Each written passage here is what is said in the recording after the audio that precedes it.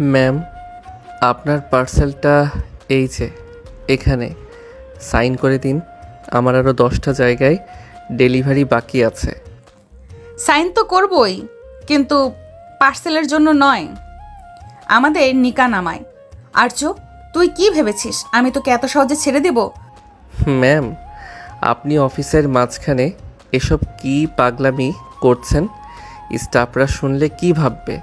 আমি আপনার কলেজের 2 বছরের জুনিয়র ছিলাম বলে কি এখন যা ইচ্ছে তাই করবেন?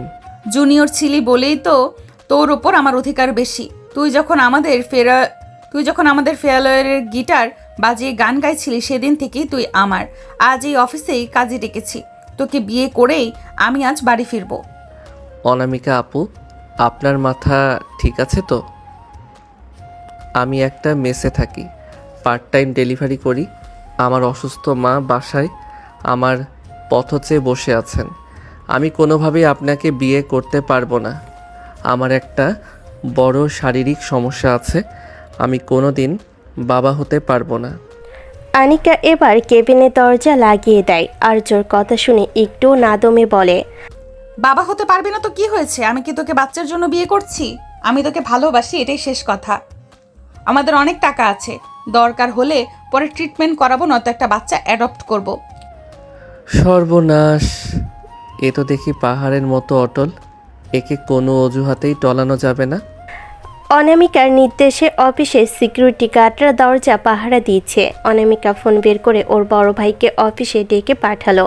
ওর ভাইও ওই কোম্পানির পার্টনার। অনামিকা, তুই কি পাগল হয়ে গিয়েছিস?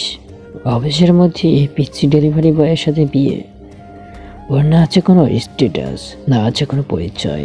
মা শুনলে হার্ট অ্যাটাক করবে। অর্ণব ভাই, আপনার বোনকে বোঝান, আমি একদম রাস্তার ছেলে, আমার নিজের একটা ঘর পর্যন্ত নেই। ওনাকে আমি খাওয়াবো কি? আমি তো নিজেই মায়ের ওষুধের টাকা জোগাতে হিমশিম খাই। অনামিকা টেবিল থেকে একটা কাচের পেপার ওয়েট হাতে নিয়ে বলে, ভাইয়া, তুমি যদি এই বিয়েতে সায় না দাও তবে আমি আজই নিজের কপাল ফাটিয়ে পুলিশে খবর দেব যে তোমরা সবাই মিলে আমাকে টর্চার করছো। কাজী সাহেব, আপনি আগে কাগজ বের করেন। বোনের এমন মারমুখী রূপ দেখে অর্ণব ভয় পেয়ে গেল। সে জানতো অনামিকা যা বলে তা করেই ছাড়ে। বাধ্য হয়ে সে কাজীকে ইশারা করলো। আর্যর চোখে তখন পানি। সে ভাবল, আল্লাহ, মায়ের জন্য ওষুধ কিনতে এসে আমি নিজে কোন বিপদে ফেসে গেলাম। এরপর নিকা করানো হলো।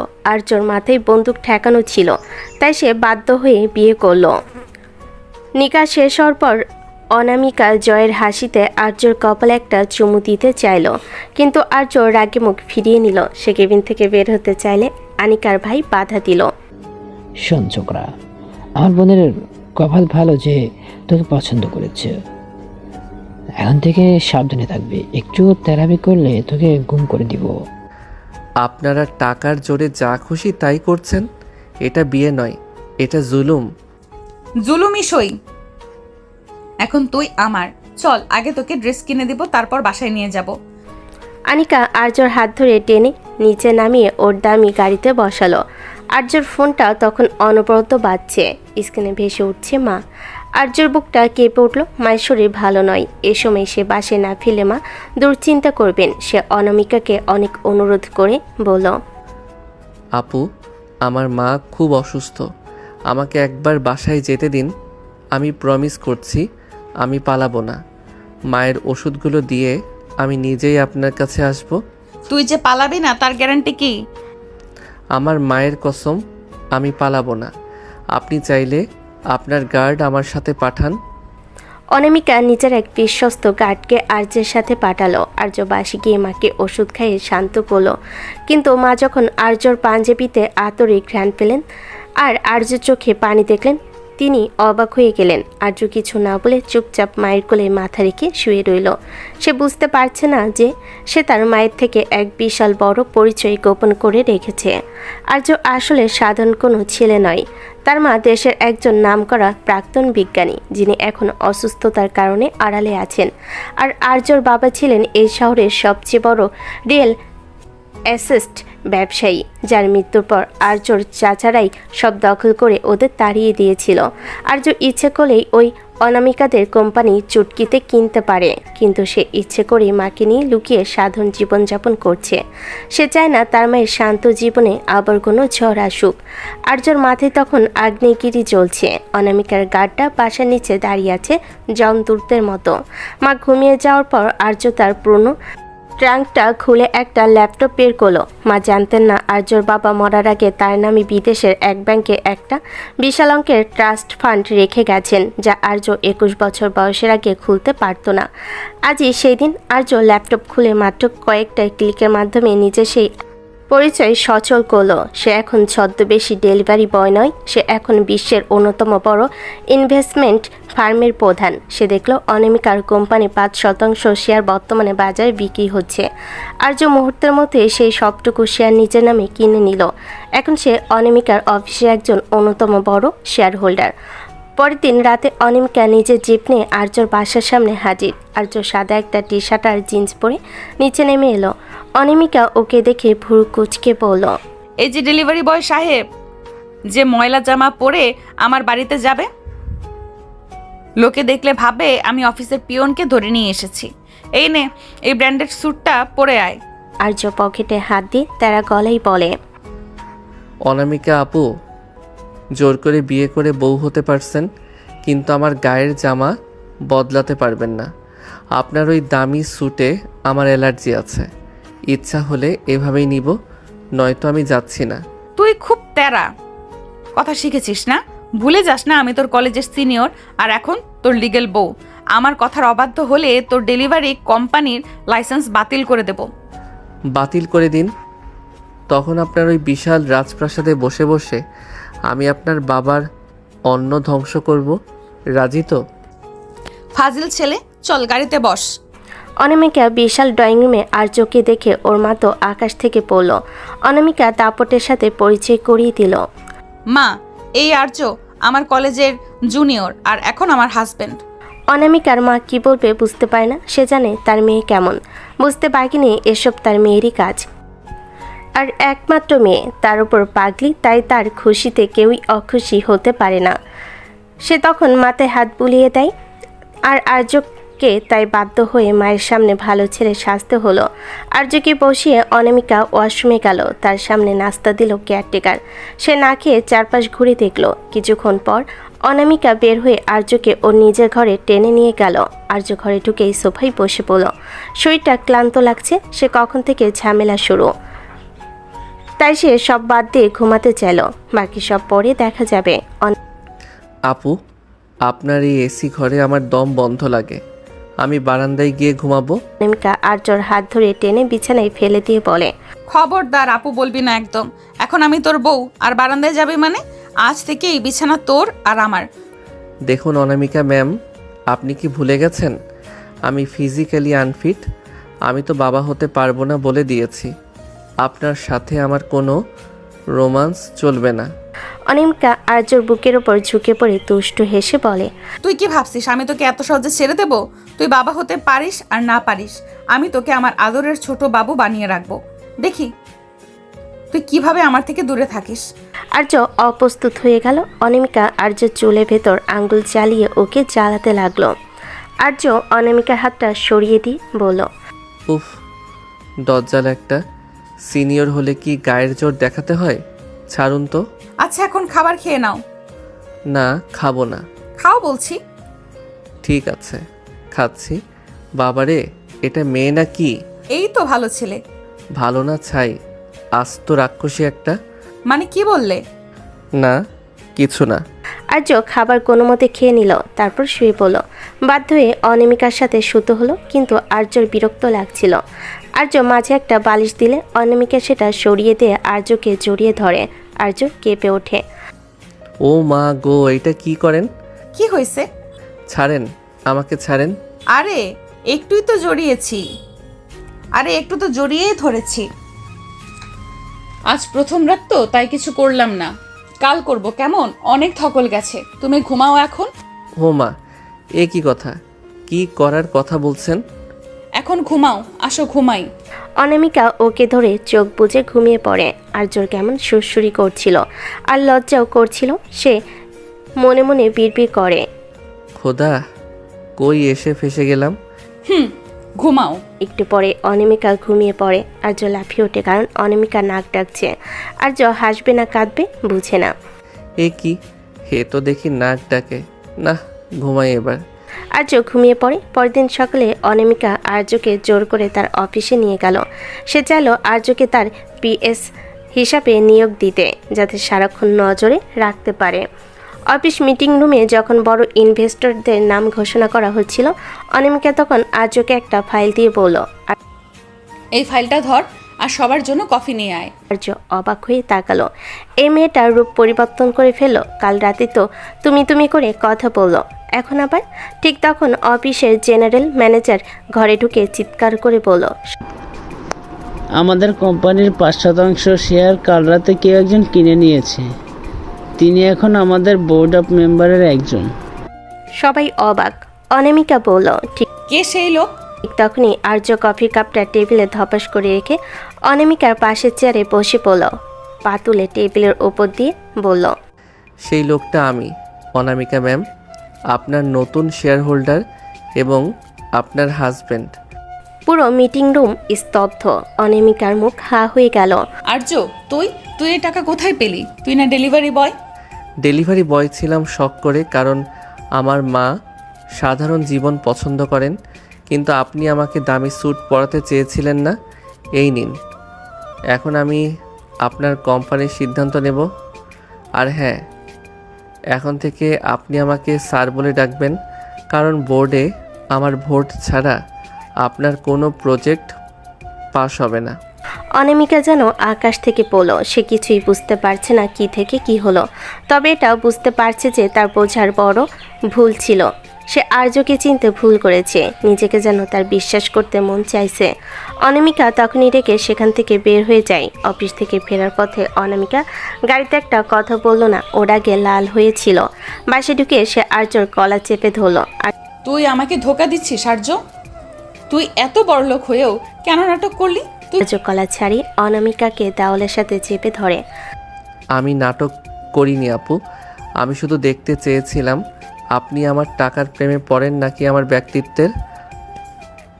আপনি তো জোর করে বিয়ে করলেন, এখন সামলান এই কোটিপতি জামাইকে। খুব শয়তান হয়ে গেছিস। দাঁড়া, তোকে আজ এমন শাস্তি দেব যে সে আর কিনা ভুলে যাবে। বলে অনামিকা আর্যর কানে একটা থাপ্পড় দিয়ে বকতে বকতে ওয়াশরুমে চলে গেল। আর্য কানে হাত দিয়ে হাসতে হাসতে ভাবল, বউটা যেমন দজ্জাল তেমনই কিউট, তেমনই পাগল, কিন্তু খেলা তো কেবল শুরু। কিন্তু আর্যর উপর অনামিকার রাগ যেন আরও কয়েকগুণ বেড়ে গেল। কিছুক্ষণ পর আর্য ড্রয়িং রুমে আয়েশ করে বসে ল্যাপটপে কাজ করছে, আর অনামিকা দূর থেকে ওর দিকে অগ্নিদৃষ্টিতে তাকিয়ে আছে। আর্য ল্যাপটপ থেকে চোখ না সরিয়েই বলে, এভাবে তাকিয়ে থাকলে কিন্তু নজর লেগে যাবে অনামিকা ম্যাম। চোখের পলক ফেলুন, নয়তো রাতে স্বপ্ন দেখে ভয় পাবেন। অনামিকা গটগট করে আর্যর সামনে এসে দাঁড়ায়। তো সাহস তো কম না? অফিসের সবার সামনে আমাকে ম্যাম বলে অপমান করিস, আবার ঘরে এসে নবাবে দেখাচ্ছিস। ল্যাপটপ বন্ধ কর বলছি। আমি এখন অফিসের কাজ করছি, আপনার কোম্পানির লস ঠেকাতে আমার এই কাজটা খুব জরুরি, তাই ডিস্টার্ব করবেন না। অনামিকা আর কোনো কথা না বলে আর্যর হাত থেকে ছো মেরে ল্যাপটপটা কেড়ে নিল এবং সোফার অন্য প্রান্তে ছুঁড়ে ফেলে দিল। আর্য অবাক হয়ে তাকালো। আপনি কি পাগল হয়ে গেছেন? ওটা ভেঙে গেলে কয়েক কোটি টাকার ডিল হাতছাড়া হবে। হোক গে কোটি টাকা, হোক গে কয়েক কোটি, তোর ওই ডিলের চেয়ে আমার হাজব্যান্ডের সাথে সময় কাটানো বেশি দামি। এখন ওঠ, ডিনার করবি, চল। আর্য বিরক্ত হয়ে ডাইনিং টেবিলে গিয়ে বসলো। এ মেয়ে ভালো পাগল আছে। আর্য ভেবেছিল জানার পর সে বোধহয় আর আর্যর চেহারা দেখতে চাইবে না, কিন্তু কাহিনী তো হলো উল্টা। সে ডিল বাদ করবে কোটি টাকার, কিন্তু আর্যর সাথে সময় কাটানো মিস করবে না। এমনি অনামিকা নিজের হাতে আর্যকে খাইয়ে দিতে চাইল। আর্য বিরক্ত হলো। দেখুন, আমার হাত আছে, আমি ছোট বাচ্চা নই যে আপনি আমাকে লোকমা তুলে খাওয়াবেন। তুই আমার জুনিয়র ছিলি, এখনো আমার কাছে পিচ্চিই আছিস। মুখ খোল বলছি, নয়তো কানের নিচে একটা দেব।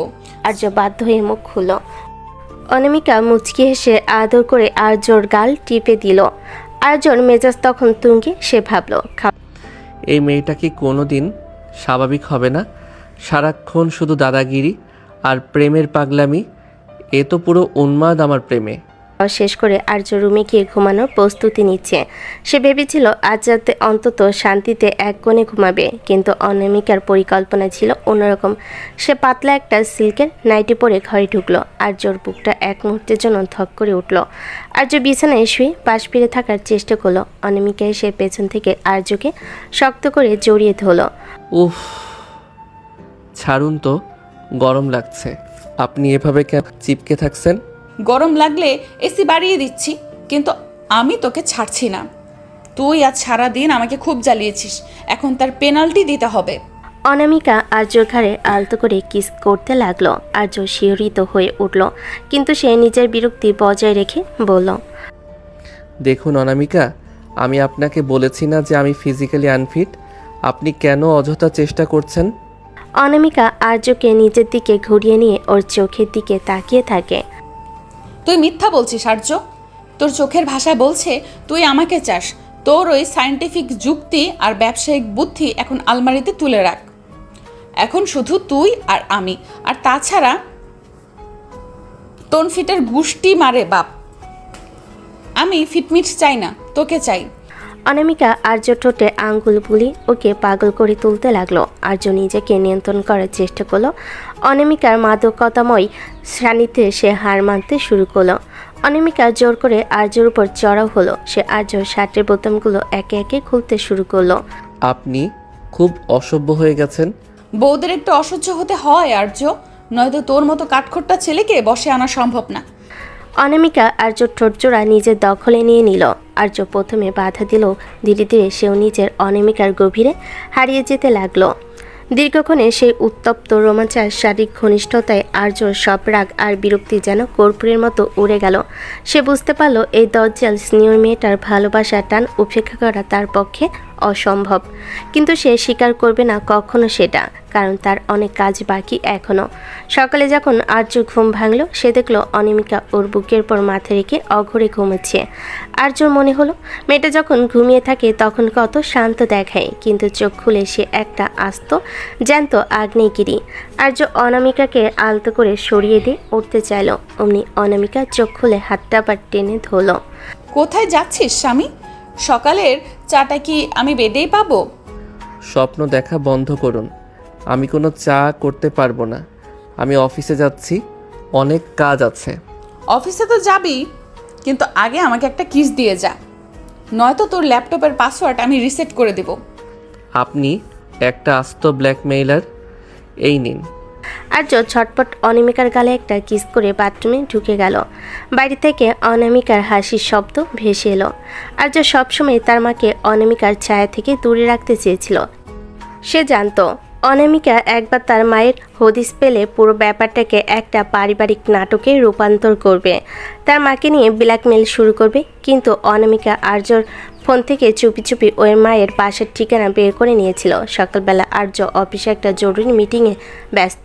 এমন সময় অনামিকা অফিসের কাজ ফেলে সোজা আর্যর বাসায় হাজির। আর্যর মা রাজিয়া বেগম তখন বারান্দায় বসে বই পড়ছিলেন। হুট করে এক সুন্দরী আধুনিক মেয়েকে দরজায় দেখে তিনি অবাক হলেন। অনামিকা পায়ে ধুলো নিয়ে সালাম করে। মা, আমি আর্যদের কলেজের সিনিয়র ছিলাম, এখন আপনার ছোট ছেলের বউ। ও তো লাজুক, আপনাদের কিছু বলেনি, তাই আমি নিজেই চলে এলাম। রাজিয়া বেগম থমকে গেলেন। তার শান্ত ছেলে আর্য কাউকে কিছু না বলে বিয়ে করে ফেলেছে, তাও আবার এমন এক তেজি মেয়েকে। তিনি কি বলবেন ভেবে পেলেন না। অনামিকা তার কথার জাদুতে আর্য মায়ের মন ভরাতে শুরু করলো। সে বাজার থেকে আনা দামি ফল আর নিজের হাতে রান্না করা খাবার দিয়ে পুরো ঘর জমিয়ে তোলো। দুপুরে আর্য বাসে ফিরতে দেখলো দরজার সামনে অনামিকা সে পরিচিত হিল জুতো জোড়া। ওর বুকটা ধক করে উঠল। ভেতরে ঢুকে দেখলো অনামিকা ওর মায়ের সাথে বসে হেসে সে গল্প করছে, এমনকি মায়ের ওষুধ খাইয়ে দেওয়ার দায়িত্ব সে নিজের কাঁধে তুলে নিয়েছে। আর্য রক্ত মাথায় চড়ে গেল। সে চিৎকার করে বলে উঠল, অনামিকা, আপনি এখানে কি করছেন? আপনার সাহস হয় কি করে আমার অনুমতি ছাড়া আমার বাসায় ঢোকার? মায়ের সামনে আর্যকে এতটা উত্তেজিত দেখে রাজিয়া বেগম অবাক হলেন। আর্য, ও তোমার বউ, এভাবে কেন কথা বলছিস? মেয়েটা কত লক্ষ্মী, আমাকে কত সময় দিল। মা, তুমি চেনো না একে, ও কোনো লক্ষ্মী মেয়ে না, ও একটা জেদি ব্ল্যাকমেইলার। অনামিকা, এখনই আমার বাসা থেকে বের হন। অনামিকা শান্ত হয়ে উঠে দাঁড়ালো। তার চোখে তখন এক ধরনের বিদ্রুপের হাসি। সে আর্যর দিকে এগিয়ে এসে নিচু স্বরে বলল, স্বামী তো খুব রাগী দেখছি, কেন? মা জেনে গেছে ভয় পাচ্ছ, নাকি ভাবছো মা আমাকে চিনে ফেললে তোমার ওই ডেলিভারি বয়ের নাটকটা আর চলবে না? আর্য অনামিকাকে এক প্রকার টেনে হিসে তার ছোট্ট রুমটার ভিতর নিয়ে গেল এবং সজোরে দরজা আটকে দিল। আর্য দাঁতে দাঁত চেপে পড়ল, আপনার সমস্যা কি অনামিকা? আমার লাইফটা কি আপনার অফিসের ফাইল যে যখন খুশি উল্টা পাল্টা করবেন? কেন আমার মাকে এর মধ্যে টানলেন? অনামিকা আর্যর পাঞ্জাবির কলা ধরে নিচের দিকে টেনে নেয়। তোর লাইফ এখন থেকে আমার লাইফ আর্য। তুই আমাকে বিয়ে করেছিস, ভুলে যাস না। তুই আমাকে লুকিয়ে রাখবি আর আমি সেটা মেনে নেব। আমি তোকে সবার সামনে নিজের করে পেতে চাই। ভালোবাসা মানে দখলদারি নয় অনামিকা। আপনি বড়লোক বলে কি যা খুশি তাই করবেন? আমি আপনাকে ঘৃণা করি আপনার এই ব্যবহারের জন্য।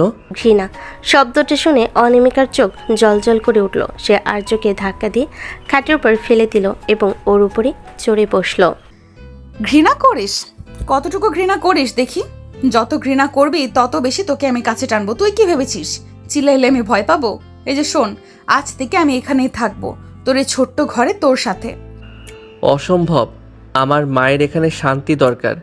আপনি এখানে থাকলে তিলকে তাল করবেন।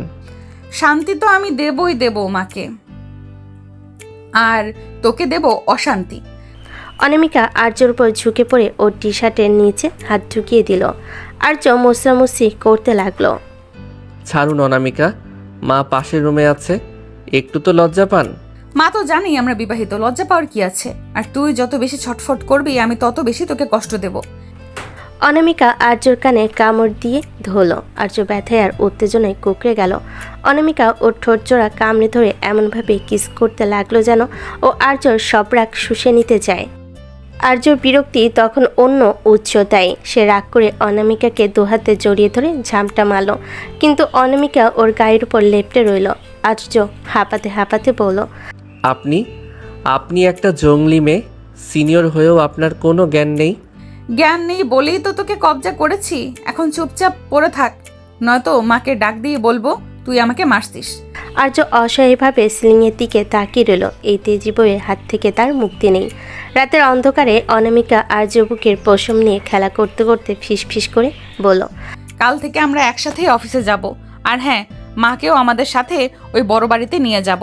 আর্য কোনো উত্তর দিল না। সে শুধু ভাবল, তার মা যদি কোনোভাবে জানতে পারে যে আর্যর বাবার খুনি আর এই অনামিকার পরিবারের মধ্যে কোনো যোগসূত্র আছে, তবে কি হবে?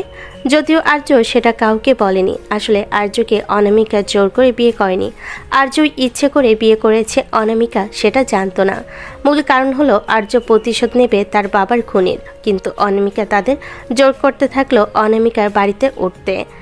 অনামিকার জেদের কাছে হার মেনে আর্য তার মাকে নিয়ে অনামিকার সেই রাজপ্রাসাদে উঠতে বাধ্য হলো। আর্যর মা ভাবছেন তার ছেলে বড় ঘরের মেয়ে বিয়ে করে সুখে আছে, কিন্তু আর্যর বুকের ভেতর তখন প্রতিশোধের আগুন জ্বলছে। সে জানে এই শহরে তার বাবার সেই পুরনো বিজনেস পার্টনার দিগন্ত শিকদার বাস করে, যে বিশ্বাসঘাতকতা করে আর্যর বাবাকে নিঃস্ব করে দিয়েছিল। আর তার মুখোমুখি হতে পারবে একমাত্র অনামিকাকে বিয়ে করে, কারণ অনামিকার পরিবারের সাথে তার যোগাযোগ আছে। সে অনামিকাদেরই বিজনেস পার্টনার, অনামিকার ভাই অর্ণবের পার্টনার, এবং অর্ণব এতে জড়িত। নতুন বিশাল বেডরুম, চারিদিকে সাজানো গোছানো, কিন্তু আর্যর মন পড়ে আছে তার পুরনো ডায়েরিতে। অনামিকা ঘরে ঢুকে দেখল আর্য জানালার পাশে দাঁড়িয়ে সিগারেট টানছে, যা সে সাধারণত করে না। অনামিকা পেছন থেকে জড়িয়ে ধরে। আমার রাজপ্রাসাদ কি তোমার পছন্দ হচ্ছে না স্বামী? নাকি এখনো ওই ছোট ঘরটার মায়া ছাড়তে পারোনি? টাকার চাকচিক্য আমাকে কোনোদিন টানে না অনামিকা। আপনি জোর করে আমাকে এখানে এনেছেন ঠিকই, কিন্তু আমার মনটাকে কোনোদিনও এই চার দেয়ালে বন্দি করতে পারবেন না। অনামিকা রেখে আর্যর হাতের সিগারেটটা কেড়ে নিয়ে ছুঁড়ে ফেলে দিল। সে আর্যর কলার ধরে দেওয়ালের সাথে চেপে ধরে। মন আমি বুঝি না, আমি শুধু বুঝি তুই আমার। আজ আমাদের এই নতুন বাড়িতে প্রথম রাত, আর তুই কিনা উদাসীন হয়ে থাকবি? আমি কি তোর কাছে এতটাই ফেলনা অনামিকা আর্য শার্টের বোতামগুলো ছিঁড়ে ফেলল।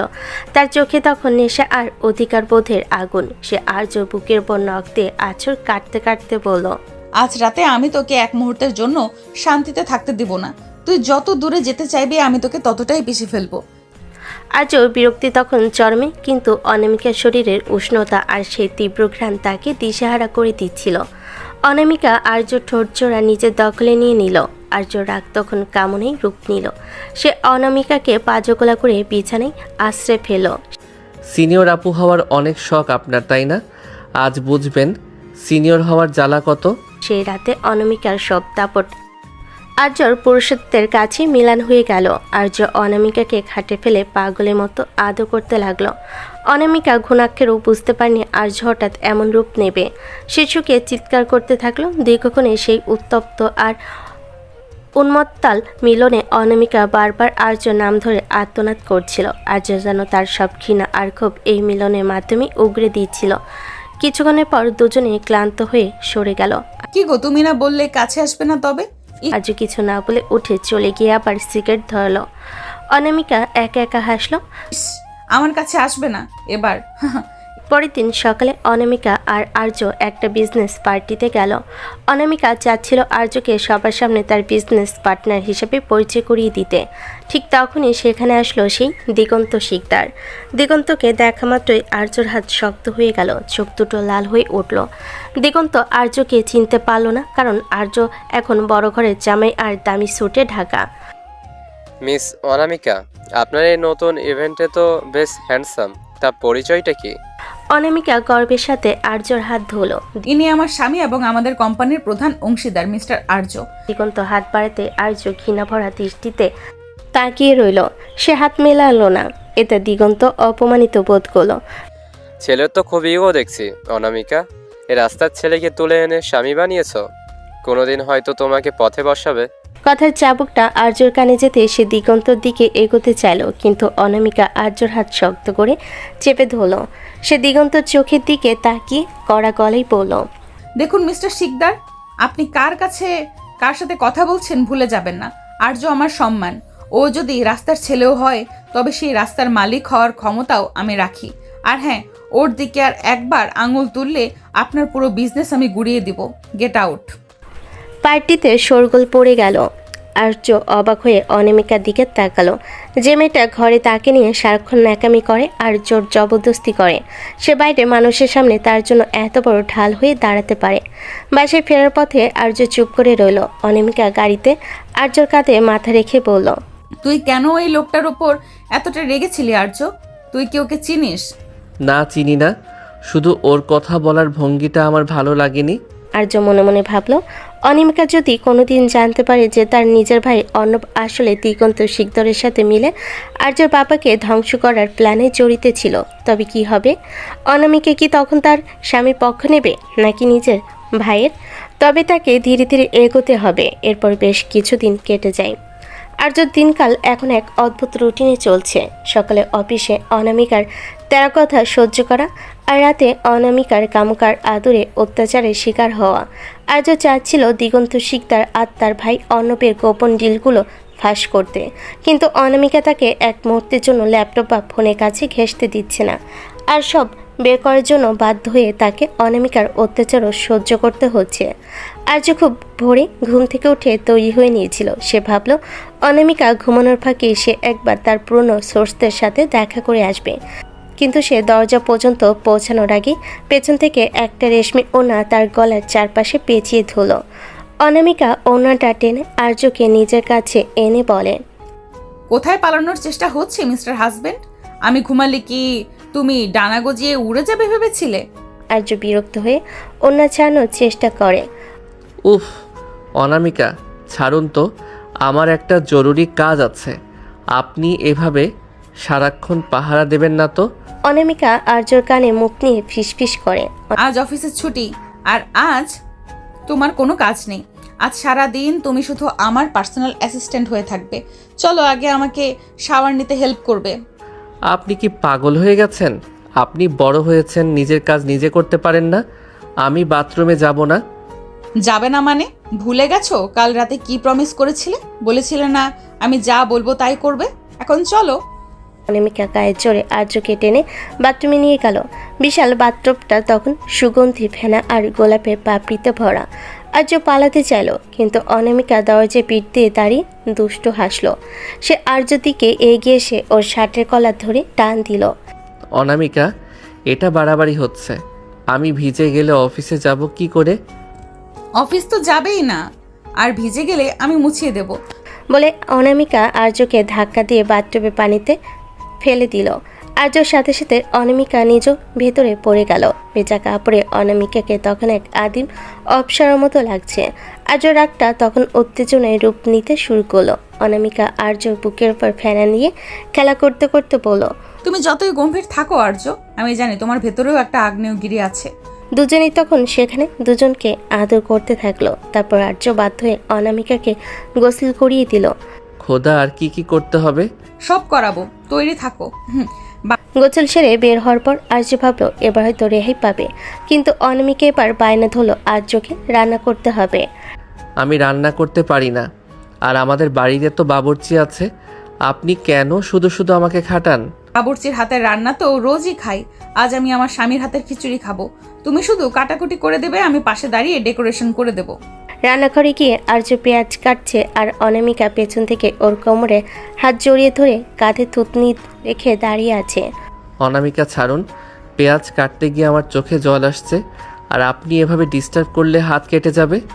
অনামিকা আর্য ঘাড়ের উপর কিস করে। আর হাত কাটলে আমি ব্যান্ডেজ করে দিব। আচ্ছা আর্য, তুমি এত কাঠখোট্টা কেন? একটা বারও তো পারো নিজের থেকে আমাকে জড়িয়ে ধরতে। আমি আপনার মতো ইমোশনাল ড্রামা করতে পারি না।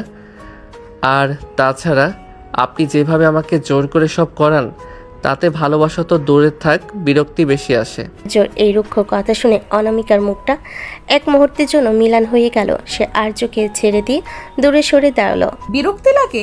ঠিক আছে, আজ থেকে আমি আর তোকে বিরক্ত করব না, তুই তোর মতো থাক। অনামিকা ঘর থেকে বেরিয়ে গেল। আর্যর বুকের ভেতর কেমন যেন একটা খচখচানি শুরু হলো। সে কি একটু বেশি বলে ফেলো? মেয়েটা তো শুধু তাকে একটু সময় দিতে চেয়েছিল। সারাদিন অনামিকা আর্যর সাথে একটাও কথা বলল না। এমনকি ডিনারের সময় সে নিজের ঘরে দরজা বন্ধ করে বসে রইল। আর্যর মা রাজিয়া বেগম এসে আর্যকে ধরলেন। আর্য, বৌমার সাথে কি ঝগড়া করেছিস? মেয়েটা বিকেল থেকে কিচ্ছু খায়নি, যা ওকে মানিয়ে আয়। আর্য অনিচ্ছা সত্ত্বেও অনামিকার ঘরে ঢুকলো। দেখলো অনামিকা বিছানে শুয়ে আছে, চোখ দুটো লাল। আর্য কাছে গিয়ে বসলো। অনামিকা, শুনুন, সরি, আসলে আমার মেজাজটা অন্য কারণে খারাপ ছিল। আপনি ডিনার করবেন না? অনামিকা কোনো উত্তর দিল না। আর্য যখন আবার ডাকতে গেল, অনামিকা হুট করে আর্যকে জড়িয়ে ধরে হাওমা করে কেঁদে দিল। তুই খুব খারাপ আর্য। আমি জানি তুই আমাকে মন থেকে মানতে পারিসনি। তুই শুধু তোর মায়ের জন্য আর আমার টাকার ভয়ে এখানে আছিস। তুই আমাকে ঘৃণা করিস। আর্য এবার আর নিজেকে ধরে রাখতে পারল না। সে অনামিকার চোখের পানি মুছে দিয়ে ওকে নিজের বুকের সাথে চাপটে ধরল। আমি আপনাকে ঘৃণা করি না অনামিকা, শুধু আপনার এই সিনিয়র ইমেজ আর জোর করাটা আমার ইগোতে লাগে। আসলে আমি আপনাকে পছন্দ করতে শুরু করেছি। পছন্দ করি শুনে অনামিকার কান্না থেমে গেল। সে ভেজা চোখে আর্যর দিকে তাকিয়ে দুষ্ট হাসি দিল। সত্যি? তবে তার প্রমাণ দাও। বলে অনামিকা আর্যকে বিছানায় শুয়ে দিল। তার রোমান্টিক পাগলামি আবার শুরু হলো। সে আর্যর ঠোঁট জোড়া নিজের দখলে নিয়ে নিল। আর্য এবার আর বাধা দিল না। সে নিজেও অনামিকার উন্মত্তায় ভালোবাসে সাড়া দিল। রাত যখন গভীর, অনামিকা যখন আর্যর বুকে মাথা রেখে অঘরে ঘুমোচ্ছে, আর্যর ফোনে একটা মেসেজ এলো। তার এক সোর্স পাঠিয়েছে অনবার দিগন্ত শিকদার আজ রাতের এক গোপন ডিল করছে। জায়গাটা ও পুরনো গোডাউন। আর্যর চোল শক্ত হয়ে এলো। রাত তখন, আর এটা পুরো প্রাসাদ নিস্তব্ধ। আর্য খুব সাবধানে অনামিকার জড়িয়ে থাকা হাতটা সরিয়ে দিল। অনামিকার গভীর ঘুমে ওর চেহারায় একটা প্রশান্তি। আর্য এক মুহূর্তের জন্য খারাপ লাগলো, কিন্তু পরক্ষণেই দিগন্ত শিকদারের সেই নোংরা হাসির কথা মনে পড়তেই ওর রক্ত টকবক করে ফুটতে শুরু করলো। আর্য একটা কালো হুডি পরে কোমরে একটা ছোট্ট ছোড়া গুজে নিঃশব্দে জানালার পাইপ বেয়ে নিচে নেমে এলো। ও জানতো সদর দরজা দিয়ে গেলে গার্ডরা অনামিকাকে খবর দিয়ে দিবে। শহরের শেষ প্রান্তে সেই পুরনো পরিত্যক্ত গোডাউনে আর্য আড়ালে দাঁড়িয়ে দেখলো অনামিকার ভাই অর্ণব আর দিগন্ত শিকদার হ্যান্ডশেক করছে। অর্ণব তোমার বোন তো ওই রাস্তার ছেলেকে নিয়ে মেতে আছে। এই সুযোগে আমরা অনামিকার কোম্পানির সব গোপন তথ্য হাতিয়ে নেব। ও যখন টের পাবে তখন ওর আর কিছু বাকি থাকবে না। ডেভিড, আরে দিগন্ত দা, অনামিকা তো এখন বাসরাত কাটাতে ব্যস্ত। ও তো বুঝতেই পারছে না যে আর্য আসলে আমাদের জন্য একটা কাল হয়ে দাঁড়িয়েছে। ওটাকে সরিয়ে দেওয়ার ব্যবস্থা করো। অর্ণবের মুখ থেকে নিজের বোনকে ঠকানোর কথা শুনে আর্যর মাথা ঠিক রইল না। ও অন্ধকার থেকে বেরিয়ে এলো, হাতে একটা লোহার রড। কাকে সরানোর কথা বলছেন অর্ণব ভাই? আপনার নিজের বোনকে পথে বসিয়ে আপনি সুখী হবেন? দিগন্ত আর অর্ণব চমকে উঠল। আর্যর চোখের দৃষ্টি তখন ওই এতই শীতল যে দিগন্তের মতো খুনিও এক মুহূর্তের জন্য কেঁপে উঠল। গার্ডদের উপর ভরসা করা ছেড়ে দিন। আমি অনেক আগে আপনাদের এই নোংরা খেলার কথা জেনে গেছি। আর্য কোনো কথা না বাড়িয়ে ঝাঁপিয়ে পড়ল দিগন্তর ওপর। রড দিয়ে দিগন্তর হাতে সজোরে আঘাত করলো। দিগন্তর চিৎকার গোডাউনের দেওয়ালে প্রতিধ্বনিত হলো। অর্ণব তখন ভয়ে কাঁপছে। ঠিক সেই মুহূর্তে গোডাউনের বাইরে কয়েকটা গাড়ির হেডলাইটের আলো পড়ল। পুলিশ আর গার্ডদের সাথে গাড়ি থেকে নামলো অনামিকা। অনামিকা ঘরে আর্যকে না পেয়ে জিপিএস ট্র্যাক করে এখানে চলে এসেছে। ও যখন দেখলো রক্তমাখা রড হাতে দাঁড়িয়ে আছে আর ওর ভাই অর্ণব মাটিতে পড়ে আছে, ও চিৎকার করে উঠল। অর্ণব দৌড়ে এসে আর্যর হাত চেপে ধরে। আর আর্য, তুমি কি পাগল হয়ে গেছো? তুমি আমার ভাইকে মারতে চাচ্ছ? কি হচ্ছে এসব? অনামিকার এক হাত ছটকে সরিয়ে দিয়ে বলে, আপনার ভাইকে জিজ্ঞেস করুন তিনি আপনার সাথে কি বেইমানি করছিলেন। আপনার ভালোবাসার মানুষরা আপনাকে ধ্বংস করার প্ল্যান করছে আর আপনি আসছেন আমার উপর দাদাগিরি করতে। অর্ণব যাই করুক, ও আমার রক্ত। ওর গায়ে হাত তোলার কে? তুমি ওর গায়ে হাত তোলার কে? তুমি চলো এক্ষুনি আমার সাথে বাসায়, এটা পুলিশে দেখবে। না, পুলিশ আসার আগেই আমি দিগন্ত শিকদারকে শেষ করব। ও আমার বাবাকে মেরেছে, আমার মাকে পথে বসিয়েছে। আজ এর বিচার আমি নিজেই করব। কি বলছো কি এসব? উনি তোমার বাবাকে মেরেছে? হ্যাঁ, আর আপনার ভাইও জড়িত আছে। অনামিকার মাথা ঘুরছে এসব শুনে। সে কি করবে বুঝতে পারল না। আর্য আবার দিগন্তর দিকে এগোতে চাইল, কিন্তু অনামিকা আর্যর সামনে এসে ঢাল হয়ে দাঁড়ালো। সে আর্যর কলা ধরে পাগলের মতো ঝাঁকাতে লাগলো। তুমি খুনি হতে পারো না আর্য, আমি তোমাকে খুনি হতে দেব না। তুমি যদি ওকে মারো তবে আগে আমার বুকের ওপর দিয়ে যেতে হবে। তুমি আমার কথা শুনছো না কেন? অনামিকা, বারবার সিনিয়রিটি দেখাবেন না। আমি আপনার কেনা গোলাম নই। আজ মাঝপথে বাধা দিলে আমি আপনার সাথেও সব সম্পর্ক শেষ করে দেব। পুলিশ দিগন্ত আর অর্ণবকে অ্যারেস্ট করে নিয়ে গেল। অনামিকা প্রভাবে অর্ণবকে আলাদা হেফাজতে রাখা হলো। বাসে ফেরার পর আর্য আর অনামিকার মাঝে এক বিশাল দেওয়াল তৈরি হলো। রুমে ঢোকার পর অনামিকা দরজা আটকে দিয়ে আর্যের উপর চড়াও হলো। তুমি আমাকে একবারও কেন বললে না? তুমি আমাকে এত বড় কথা লুকালে কেন? তুমি কি আমাকে বিশ্বাস করো না? বিশ্বাস করব কিভাবে? আপনার ভাই আমার বাবার খুনিদের সাথে জড়িত। আপনি থাকলে হয়তো আবেগে সব নষ্ট করে দিতেন। আর আপনার এই ডমিনেটিং স্বভাব আমার একদম পছন্দ না। ডমিনেটিং? আমি তোমাকে ভালোবাসি বলে তোমাকে আগলে রাখতে চাই, আর তুমি সেটাকে ডমিনেশন বলছো? তুমি জানো না আমি তোমার জন্য কি কি করতে পারি? অনামিকা ড্রয়ার থেকে একটা ছোট্ট ছুরি বের করে নিজের কবজিতে ধরলো। ওর পাগলামি তখন চরমে। তুমি যদি এখন আমাকে বলো যে তুমি আমাকে ক্ষমা করে দিয়েছো আর আমাকে ছাড়া কোথাও যাবে না, তবে আমি এখনই এটা চালাবো। চালান। আপনার এই ইমোশনাল ব্ল্যাকমেল আমি কবে থেকে দেখে আসছি। আপনি ভাবছেন আমি ভয় পেয়ে আপনাকে জড়িয়ে ধরব? না অনামিকা, আজ আমি আপনার এই পাগলামির কাছে হার মানব না। আর্য অনামিকার হাত থেকে ছুরিটা কেড়ে নিয়ে ছুঁড়ে ফেলে দিল। এরপর ওকে শক্ত করে ধরে বিছানায় শুয়ে দিল। আর্যর স্পর্শে তখন কোনো কোমলতা ছিল না, ছিল এক ধরনের রুক্ষতা। আপনি কি ভেবেছেন শুধু রোমান্স আর জোর দিয়ে আমাকে বশ করবেন? আপনি ভুল ভাবছেন। এখন থেকে আমি আমার মতো চলবো। আপনি আমার উপর কোনো হুকুম চালাতে পারবেন না। অনামিকা কান্নায় ভেঙে পড়ল। সে আর্যর হাত জড়িয়ে ধরে মিনতি করতে লাগলো। আর্য, প্লিজ এমন কঠিন হয়েও না। আমি মরে যাব তোমাকে ছাড়া। আমি অর্ণবকে ত্যায্য করব, সব করব, শুধু তুমি আমাকে ছেড়ে যেও না। আর্য কোনো উত্তর দিল না। সে অনামিকাকে জড়িয়ে ধরল ঠিকই, কিন্তু ওর চোখে দৃষ্টি ছিল স্থির আর শীতল। সে বুঝতে পারছে এই লড়াইটা কেবল শুরু হলো। অনামিকা তাকে ভালোবাসে, কিন্তু এই ভালোবাসা যখন শৃঙ্খল হয়ে দাঁড়ায় তখন আর্য সেটা ভাঙতে দ্বিধাবোধ করবে না। সকাল হওয়ার আগে আর্য দেখলো অনামিকা ওর বুকে মুখ লুকিয়ে ফুপিয়ে কাঁদছে। আর্যর একটু মায়া লাগলো, কিন্তু নিজেকে শক্ত রাখলো। ও জানে অর্ণবকে জেল থেকে বের করার জন্য অনামিকা নিশ্চয়ই কোনো চাল চালবে, আর আর্য সেটা হতে দেবে না। সকালবেলা আর্য তৈরি হয়ে নিজের ল্যাপটপ নিয়ে বের হতে যাবে, তখনই রুমের ভেতর থেকে একটা বিকট শব্দ হলো। আর্য দৌড়ে রুমে ঢুকে দেখলো অনামিকা মেঝেতে পড়ে আছে, ওর কপালে আর মুখটা যন্ত্রণায় কুঁচকে আছে। অনামিকা, কি হয়েছে আপনার? পড়ে গেলেন কিভাবে? উফ আর্য, আমার মাথাটা প্রচণ্ড চক্কর দিচ্ছে, মনে হচ্ছে পৃথিবীটা লাটিমের মতো ঘুরছে। উফ, আমি মনে হয় আর বাঁচবো না। মাথা ঘুরলে মেঝেতে কেন? বিছানায় শুতে পারেন না? দাঁড়ান, আমি ডাক্তার ডাকছি। না, কোনো ডাক্তার না, ডাক্তার দেখলে আমার প্রেশার আরও বেড়ে যায়। তুমি শুধু পাশে বসো। মাগো, আমার হার্ট মনে হয় বন্ধ হয়ে যাচ্ছে।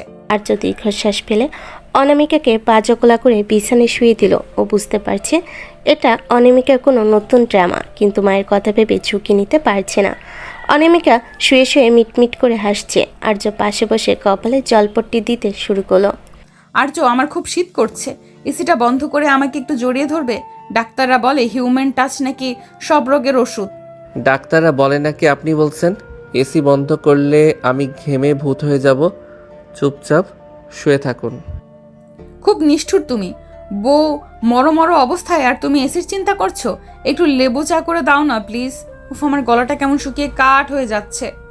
আর্য রান্নাঘরে গিয়ে লেবু চা করে আনলো। অনামিকা সেটা খেয়ে মুখ বাঁকিয়ে বলল, এতে চিনি কম হয়েছে, একটু খাইয়ে দাও না বাবু। বাবু ডাকবেন না একদম।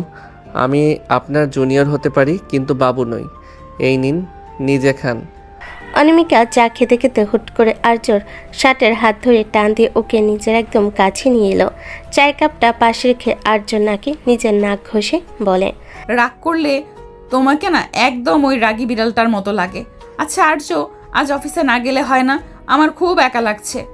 আর্য বাধ্য হয়ে বসে থাকলো। কিছুক্ষণ পর অনামিকা বাহানা করলো তার পা কামড়াচ্ছে, তাই আর্যকে পা টিপে দিতে হবে। আর্য কোনো উপায় না দেখে অনামিকার পা টিপতে বসলো।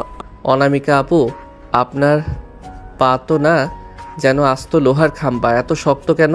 অনামিকা পা দিয়ে আর্যকে একটা হাতকা লাথি মেরে, বউয়ের পা নিয়ে মশকরা ইয়ার কি না করে ভালো করে টিপে দাও। আর শোনো, আজ রাতে কিন্তু আমি খিচুড়ি খাবো না, তুমি আমার জন্য পিৎজা অর্ডার করবে আর নিজের হাতে স্লাইস করে খাইয়ে দেবে।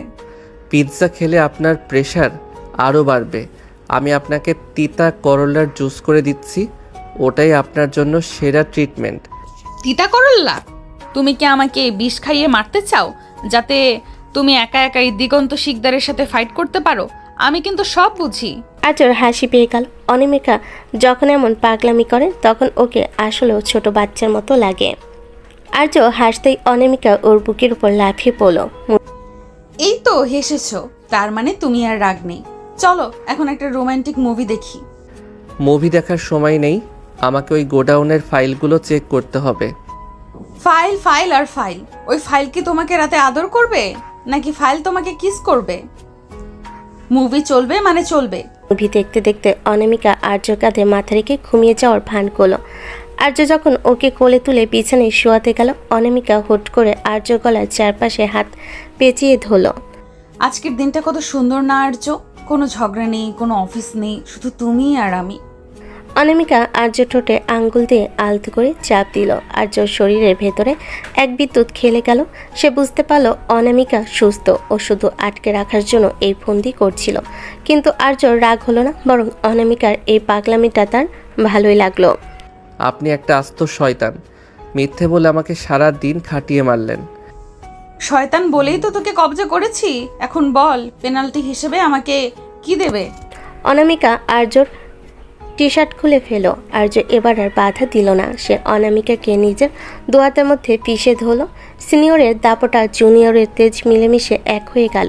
অনামিকা সেই উন্মাত্তাল চুমো আর আদরে আর্য সব ক্লান্তি ধুয়ে মুছে গেল। রাতের গভীরে যখন দুজনে শান্ত হয়ে শুয়ে আছে, আর্য ফোনে একটা অচেনা নাম্বার থেকে ভিডিও কল এলো। আর্য রিসিভ করতে দেখল তার মা রাজিয়া বেগম একটা চেয়ারে হাত পা বাঁধা অবস্থায় বসে আছে। আর পেছনে দাঁড়িয়ে আছে দিগন্ত শিকদারের লোক। মিস্টার রাজ্য, আপনার বউয়ের আঁচল ছেড়ে এবার একটু আসল খেলা দেখতে চলে আসুন। 1 ঘন্টার মধ্যে পুরনো ব্রিজের নিচে না এলে আপনার মার লাশ শিয়াল কুকুর খাবে। আর্যর রক্ত হিম হয়ে গেল। অনামিকা ফোন কেড়ে নিয়ে দেখলো ওর চিৎকার করে কান্না শুরু হলো। আর্য, মা, আমার জন্য মা বিপদে পড়লো। আমি এক্ষুনি ভাইয়াকে ফোন করছি। না, আপনার ভাইয়া নিজেই এই খেলার অংশ হতে পারে। আপনি ঘরে থাকুন, আজ আমি একা যাব। অনামিকা আর্যর পা জড়িয়ে ধরল। না আর্য, আমি তোমাকে একা যেতে দেব না। আমাকে সাথে নাও, নয়তো আমি নিজেই নিজের ক্ষতি করব। রাতের নিস্তব্ধতা চিরে আর্যর হুঙ্কার শোনা গেল। ও আর্য নয়, ও এখন এক জীবন্ত আগ্নেয়গিরি। কিন্তু অনামিকা ওকে জাপটে ধরল। আর্য, আমাকে ফেলে যেও না। আমি জানি দিগন্ত শিকদার কতটা নীচ। ও তোমাকে মারার জন্য ফাঁদ পেতেছে।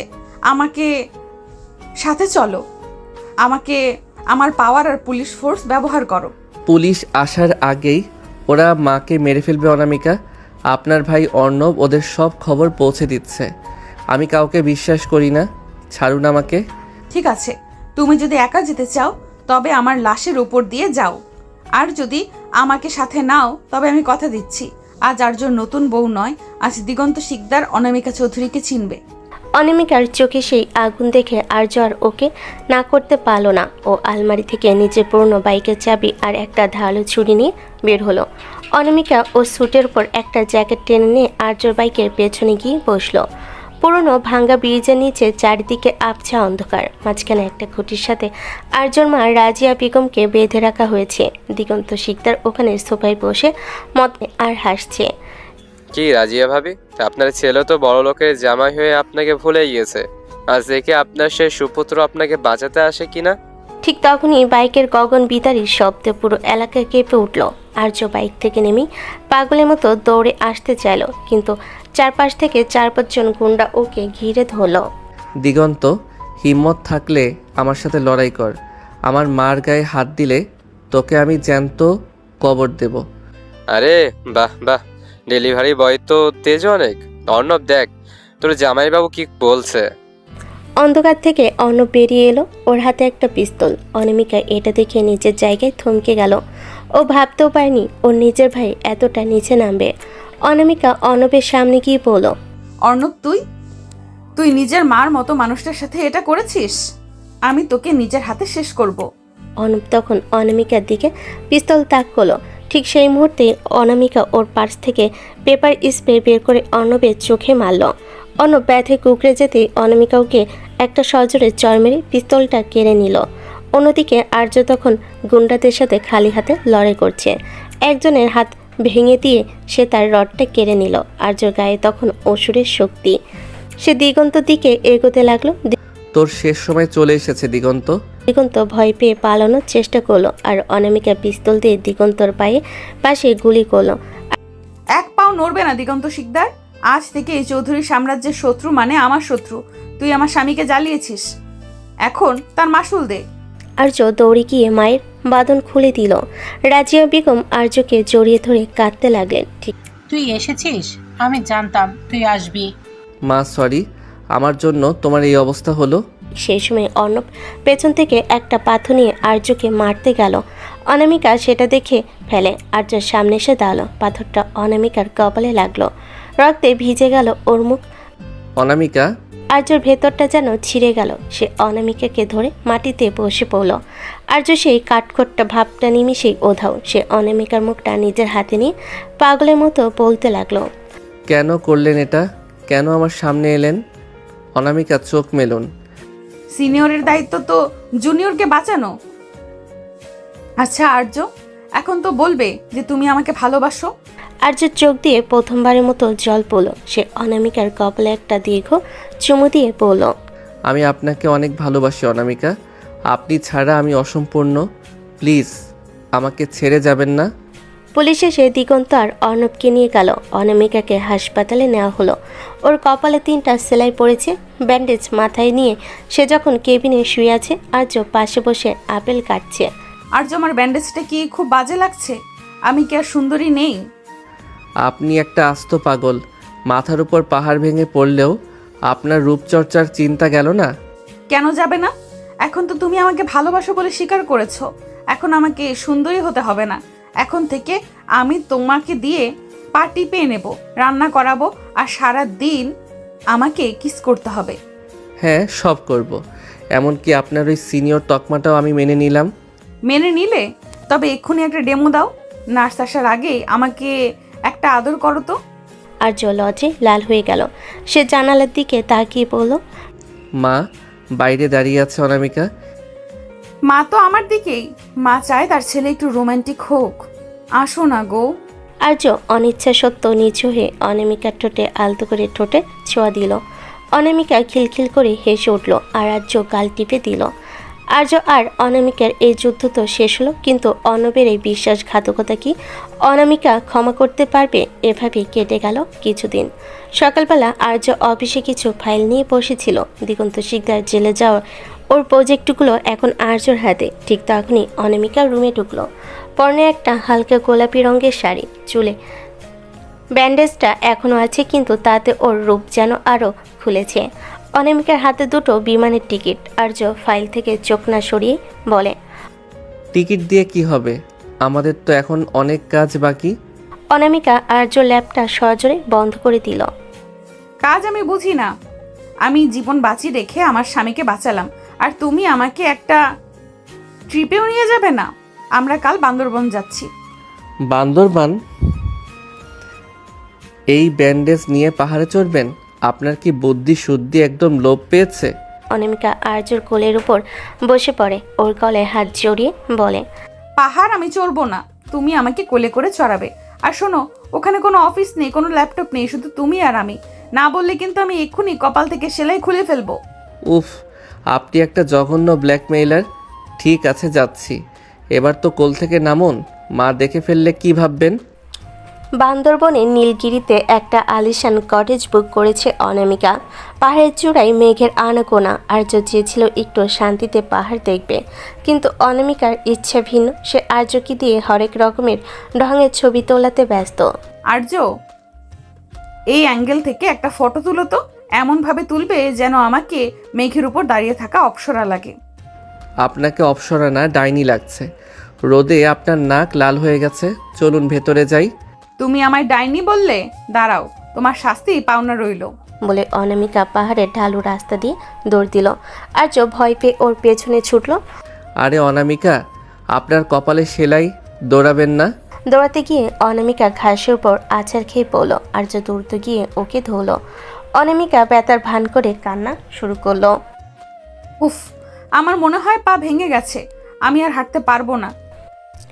আর্য বাধ্য হয়ে অনামিকাকে পা জকলা করে কটেজ পর্যন্ত নিয়ে এলো। রুমে ঢোকার পর অনামিকা খিলখিল করে হেসে আর্যর গলা জড়িয়ে ধরল। কেমন দিলাম? আমি জানতাম তুমি আমাকে কোলে না নিয়ে ছাড়বে না। জুনিয়রদের উপর সিনিয়রের এইটুকু জোর তো থাকেই। রাতের বেলা কটেজের বারান্দায় আর্য আর অনামিকা বসে আছে। চারিদিকে ঝিঝি পোকার ডাক আর কুয়াশার চাদর। অনামিকা আর্যর বুকের উপর মাথা রেখে শুয়ে আছে। অনামিকা, আপনি মাঝে মাঝে এত পাগলামি করেন কেন? মাঝে মাঝে আমার খুব ভয় হয় আপনাকে নিয়ে। অনামিকা আর্যর চোখের দিকে তাকিয়ে বলে, ভয় পাও না কেন? তুমি আছো না আমাকে সামলানোর জন্য। জানো আর্য, আমি সারা জীবন এমন একজনকেই চেয়েছিলাম যে আমার সব শাসন মুখ বুজে সহ্য করবে, আবার বিপদের সময় বাঘের মতো গর্জে উঠবে।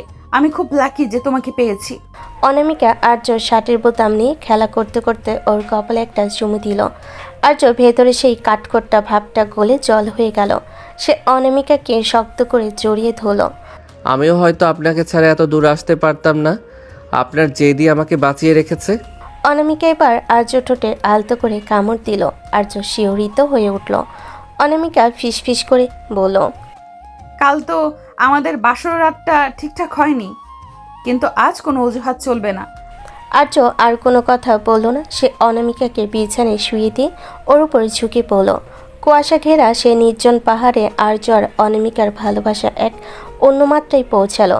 সিনিয়রের দাপট আর জুনিয়রের তেজ একে অপরের ভেতরে বিলীন হয়ে গেল। তাদের শরীরের উত্তাপে যেন পাহাড়ের শীতলতাও হার মানল।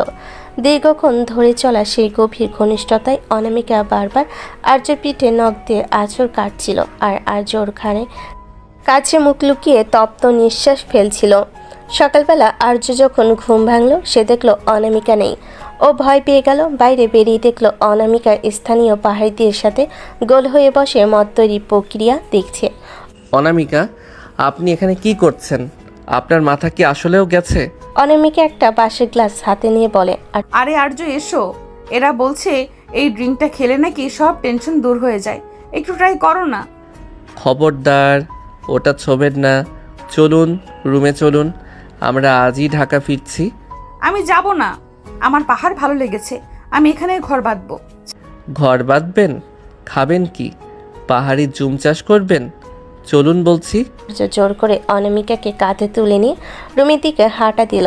অনামিকা পা ছুড়ে চিৎকার করতে লাগলো। ছাড়ো আমায়, আমি বড়, আমি সিনিয়র, তুমি আমাকে এভাবে কাঁধে নিতে পারো না। আর যদি বস তার হাজবেন্ডের উপর ডমিনেট করে? সিনিয়রের মেয়াদ শেষ, এখন থেকে সব আমার হুকুমে চলবে।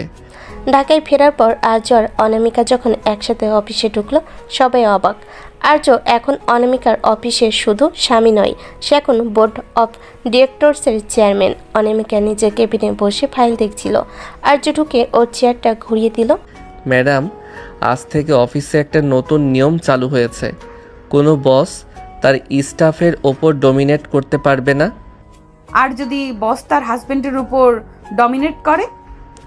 তবে হাজব্যান্ড তাকে এই কেবিনেই লক করে রোম্যান্স করবে। অনামিকা হেসে আর্য টাই ধরে টেনে ওর কাছে টেনে নিল। ঠিক তখনই অর্ণবের ফোন এলো জেলখানা থেকে। অনামিকার মুখটা শক্ত হয়ে গেল। আর্য ফোন কেটে দিল। ওদের চ্যাপ্টার ক্লোজ অনামিকা, এখন শুধু আমরা আর আমাদের ভবিষ্যৎ। অনামিকা আর্যকে জড়িয়ে ধরে টুকরে কেঁদে উঠল। আর্যকে সান্ত্বনা দিয়ে নিজের বুকে আগলে রাখলো। সে জানলো এই তেজি সিনিয়র মেয়েটা আসলে ভেতরে ভেতরে খুব নরম, যাকে আগলে রাখার দায়িত্ব এখন শুধুই আর্যর। সকালবেলা আর্য আয়নার সামনে দাঁড়িয়ে টাই বাঁধছিল। আয়নায় দেখলো অনামিকা দরজায় হেলান দিয়ে দাঁড়িয়ে দুষ্টু হাসছে। ওর হাতে আর্য ফোনের চার্জার। চার্জারটা দিন অনামিকা, অফিসে দেরি হয়ে যাচ্ছে। আজ একটা বড় ফরেন ক্লায়েন্টের সাথে মিটিং আছে। অনামিকার চার্জের তারটা আঙ্গুলে প্যাঁচাতে প্যাঁচাতে আর্যর কাছে এসে বলে, মিটিং তো দুপুর 1টায়, এখন মাত্র 10টা বাজে। এত তাড়াতাড়ি অফিসে গিয়ে কার সাথে ফ্লার্ট করার প্ল্যান করছো শুনি? তোমার এই নতুন সেক্রেটারি মেয়েটার সাথে? হ্যাঁ, সেক্রেটারি মেয়েটা আপনার নিজের অ্যাপয়েন্ট করা, আর আমি ওখানে কাজ করতে যাই, প্রেম করতে নয়। চার্জার দিন। দেব, যদি তুমি আমার একটা শর্ত মানো। আজ অফিসে তুমি আমার কেবিনে বসে কাজ করবে, আমি সিসিটিভিতে সারাক্ষণ তোমাকে দেখতে চাই। আপনি কি পাগল? অফিসের লোক হাসাহাসি করবে, আমি আপনার আঁচল ধরার স্বামী হয়ে থাকতে পারবো না। দিন বলছি। আর্য চার্জারটা কেড়ে নিতে গেল, কিন্তু অনামিকা চট করে চার্জারটা নিজের নাইটির ভেতর লুকিয়ে ফেলল। আর্য থমকে গেল। অনামিকা ভ্রু নাচিয়ে বলল, নাও, হিম্মত থাকলে বের করে নাও। আর্য রাগে আর লজ্জায় লাল হয়ে গেল। সে জানে অনামিকার সাথে তর্কে জেতা অসম্ভব। সে কোনো কথা না বলে ঘর থেকে বেরিয়ে যেতে চাইল। অনামিকা পেছন থেকে জড়িয়ে ধরে খিলখিল করে হেসে উঠল। আরে রাগ করো কেন? তুমি রাগলে তো তোমাকে আরো কিউট লাগে। আচ্ছা যাও, এই নাও তোমার চার্জার, কিন্তু লাঞ্চে আমি যা পাঠাবো তাই খেতে হবে, কোনো বাইরের খাবার চলবে না। দুপুরবেলা আর্য যখন ক্লায়েন্টদের সাথে খুব সিরিয়াস আলোচনা করছে, ঠিক তখনই অফিসের পিয়ন একটা বিশাল বড় টিফিন ক্যারিয়ার নিয়ে ঢুকলো। সাথে একটা চিরকুট। আর্য চিরকুট খুলে দেখলো তাতে বড় বড় অক্ষরে লেখা, সবটুকু খাবে বাবু, না খেলে রাতে ঘরে ঢুকতে দেব না। ইতি তোমার কিউট বস। ক্লায়েন্টরা আর্যর দিকে তাকিয়ে মুচকি হাসছে। আর্যর ইচ্ছে করছিল মাটির নিচে ঢুকে যেতে। সে কোনো মতে মিটিং শেষ করে অনামিকার কেবিনে ঢুকলো। অনামিকা, এসব কি? অফিসের পিয়নের সামনে আপনি ওসব চিরকুট লেখেন কেন? আমার মান সম্মান বলে কিছু রাখলেন না? অনামিকা চেয়ারে পা তুলে বসে আপেল খেতে খেতে বলে, সম্মান দিয়ে কি হবে, পেট ভরাটাই আসল। আর শোনো, আজ রাত্রে আমাদের বাড়িতে একটা ছোট্ট পার্টি আছে। আমি একটা থিম ড্রেস চুজ করেছি, আমরা দুজনে ম্যাচিং করে পরবো। আমি কোনো থিম ড্রেস পরবো না, আমি সিম্পল শার্ট প্যান্ট পরবো। অনামিকা দাঁড়িয়ে আর্যর টাই ধরে টেনে নিজের মুখের কাছে এনে বলে, তুমি কি ভুলে গেছো আমি তোমার সিনিয়র? সিনিয়রের হুকুম অমান্য করার শাস্তি জানো তো? সারা রাত বারান্দায় দাঁড়িয়ে থাকতে হবে। রাতের পার্টিতে অনামিকা আর্যকে জোর করে একটা রাজকীয় মেরুন কালারের শেরওয়ানি পরালো আর নিজে পরলো একই রঙের ভারী কাজের লেহেঙ্গা। পার্টিতে সবাই ওদের জুটির প্রশংসা করছে, কিন্তু অনামিকার নজর সারাক্ষণ আর্যর দিকে। আর্য কোনো মেয়ের সাথে কথা বলে অনামিকা সেখানে গিয়ে হাজির হয়। পার্টির এক কোণে আর্যর এক পুরনো বান্ধবী রিয়ার সাথে দেখা হলো। রিয়া আর্যর হাত ধরে কথা বলছিল। দূর থেকে অনামিকার চোখ দিয়ে যেন সেই আগুন বের হতে লাগলো। সে সোজা সেখানে গিয়ে আর্যর হাত নিজের হাতের ভেতর পুরে নিল। হাই রিয়া। আর্যর কথা বলা শেষ হলে ওকে একটু আমাদের কাছে দেবে? আসলে ওর বউ হিসাবে আমার ডিমান্ড একটু বেশি, তো তাই ওকে এক মুহূর্ত চোখের আড়াল করতে পারি না। রিয়া অপ্রস্তুত হয়ে চলে গেল। আর্যর আগে গজগজ করতে করতে বলল, আপনি খুব বেশি করছেন অনামিকা, ও আমার জাস্ট ফ্রেন্ড ছিল। ফ্রেন্ডের হাত ধরার দরকার কি? হাত ধরার জন্য তো আমি আছি। চলো ডান্স ফ্লোরে চলো।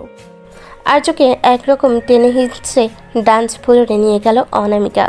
রোমান্টিক মিউজিকের তালে অনামিকা আর্য বুকের উপর লেপ্টে রইল। আর্যর রাগটা ধীরে ধীরে কমতে লাগলো।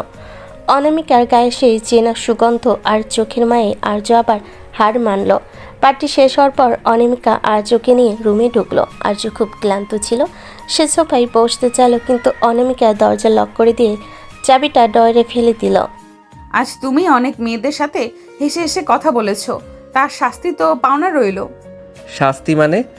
আমি তো কোনো অপরাধ করিনি। অপরাধ করেছো, আমার অনুমতি ছাড়া অন্য মেয়ের দিকে তাকিয়েছো। এখন পেনাল্টি হিসেবে তোমাকে আমাকে খুশি করতে হবে। অনামিকা আর্যর শেরওয়ানির বোতামগুলো এক একে খুলতে শুরু করলো। আর্যর হার্টবিট বেড়ে গেল। সে অনামিকাকে জড়িয়ে ধরল।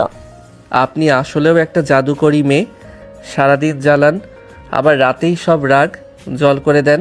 অনামিকা আর্যর কানে কামড় দিয়ে বলে, সিনিয়র বলে কথা, বাগে আনার টেকনিক তো জানতেই হবে। সে রাতে অনামিকার রোমান্টিক পাগলামি সব সীমা ছাড়িয়ে গেল। আর্যর শরীরের প্রতিটি কোষে অনামিকা নিজের অধিকারের ছাপ এঁকে দিল। দীর্ঘক্ষণ ধরে চলা সেই গভীর ঘনিষ্ঠতায় আর্য সব বিরক্তি আর ক্লান্তি ধুয়ে মুছে গেল। সে বুঝতে পারল অনামিকা যতই পাগলামি করুক, এই পাগলামিটাই আর্যর জীবনের সব থেকে বড় প্রাপ্তি। রাত ৩টে। আর্য যখন গভীর ঘুমে, অনামিকা তখন আর্যর ল্যাপটপটা খুলে বসেছে। সে আর্যর ফেসবুক আর হোয়াটসঅ্যাপ চেক করছে। হঠাৎ একটা মেসেজ দেখে অনামিকার ভুরু কুঁচকে গেল। মেসেজটা আর্যর মায়ের এক পুরনো বান্ধবী ছেলের কাছ থেকে এসেছে। তাতে লেখা, আর্য, তোমার বাবার সেই হারানো হুইলটা আমি খুঁজে পেয়েছি। কাল বিকালে ক্যাফেতে দেখা করো। অনামিকা ল্যাপটপ বন্ধ করে আর্যর ঘুমন্ত মুখের দিকে তাকালো। সে মনে মনে ভাবল, আর্যকে এই ঝামেলার মধ্যে আমি একলা যেতে দেব না। সিনিয়রের গোয়েন্দাগিরি এবার আবার শুরু হবে। সকালবেলা আর্য ঘুম থেকে উঠে দেখল অনামিকা বিছানেই নেই। সাধারণত অনামিকা বেলা পর্যন্ত ঘুমায়, কিন্তু আজ সে আগেভাগে উঠে তৈরি। আর্য বাথরুমে যাওয়ার জন্য পা বাড়াতে দেখল দরজার উপর একটা বড় পোস্টার লাগানো। আজকের দিনে স্বামীর জন্য 5টি নিয়ম। 1. ব্রেকফাস্টে নিজের হাতে আমাকে খাইয়ে দিতে হবে। 2. আমার জন্য নীল রঙের একটা শাড়ি পছন্দ করে দিতে হবে। সারাদিন অন্তত 10 বার আমাকে আই লাভ ইউ বলতে হবে। 4. কোনো বাইরের কল ধরা যাবে না। 5. রাতে বাড়ি ফেরার সময় আমার প্রিয় চকলেট লাভা কেক আনতে হবে। আর্য হো হো করে হেসে উঠল। সে বুঝল অনামিকা তাকে ব্যস্ত রাখতে চাইছে, যাতে সে ওই ক্যাফেতে একা যেতে না পারে। আর্য অনামিকাকে পেছন থেকে জড়িয়ে ধরে। আপনার এই নিয়মগুলো তো বেশ কঠিন অনামিকা আপু, বিশেষ করে ওই চকলেট কেকের বিষয়টা। অনামিকা ঘুরে আর্যনাকে নিজের নাক ঘষে। কঠিন না হলে সিনিয়রের শাসন হবে কি করে? আর শোনো, আজ বিকেলে আমার সাথে একটু শপিংয়ে যেতে হবে, কোনো বাহানা চলবে না। আর্য মনে মনে ভাবল, বিকেলে তো আমার ওই ক্যাফেতে যাওয়ার কথা। অনামিকা নিশ্চয়ই কিছু টের পেয়েছে। রাজি হওয়ার ভান করে অনামিকাকে আদর করে ব্রেকফাস্ট টেবিলে নিয়ে এলো।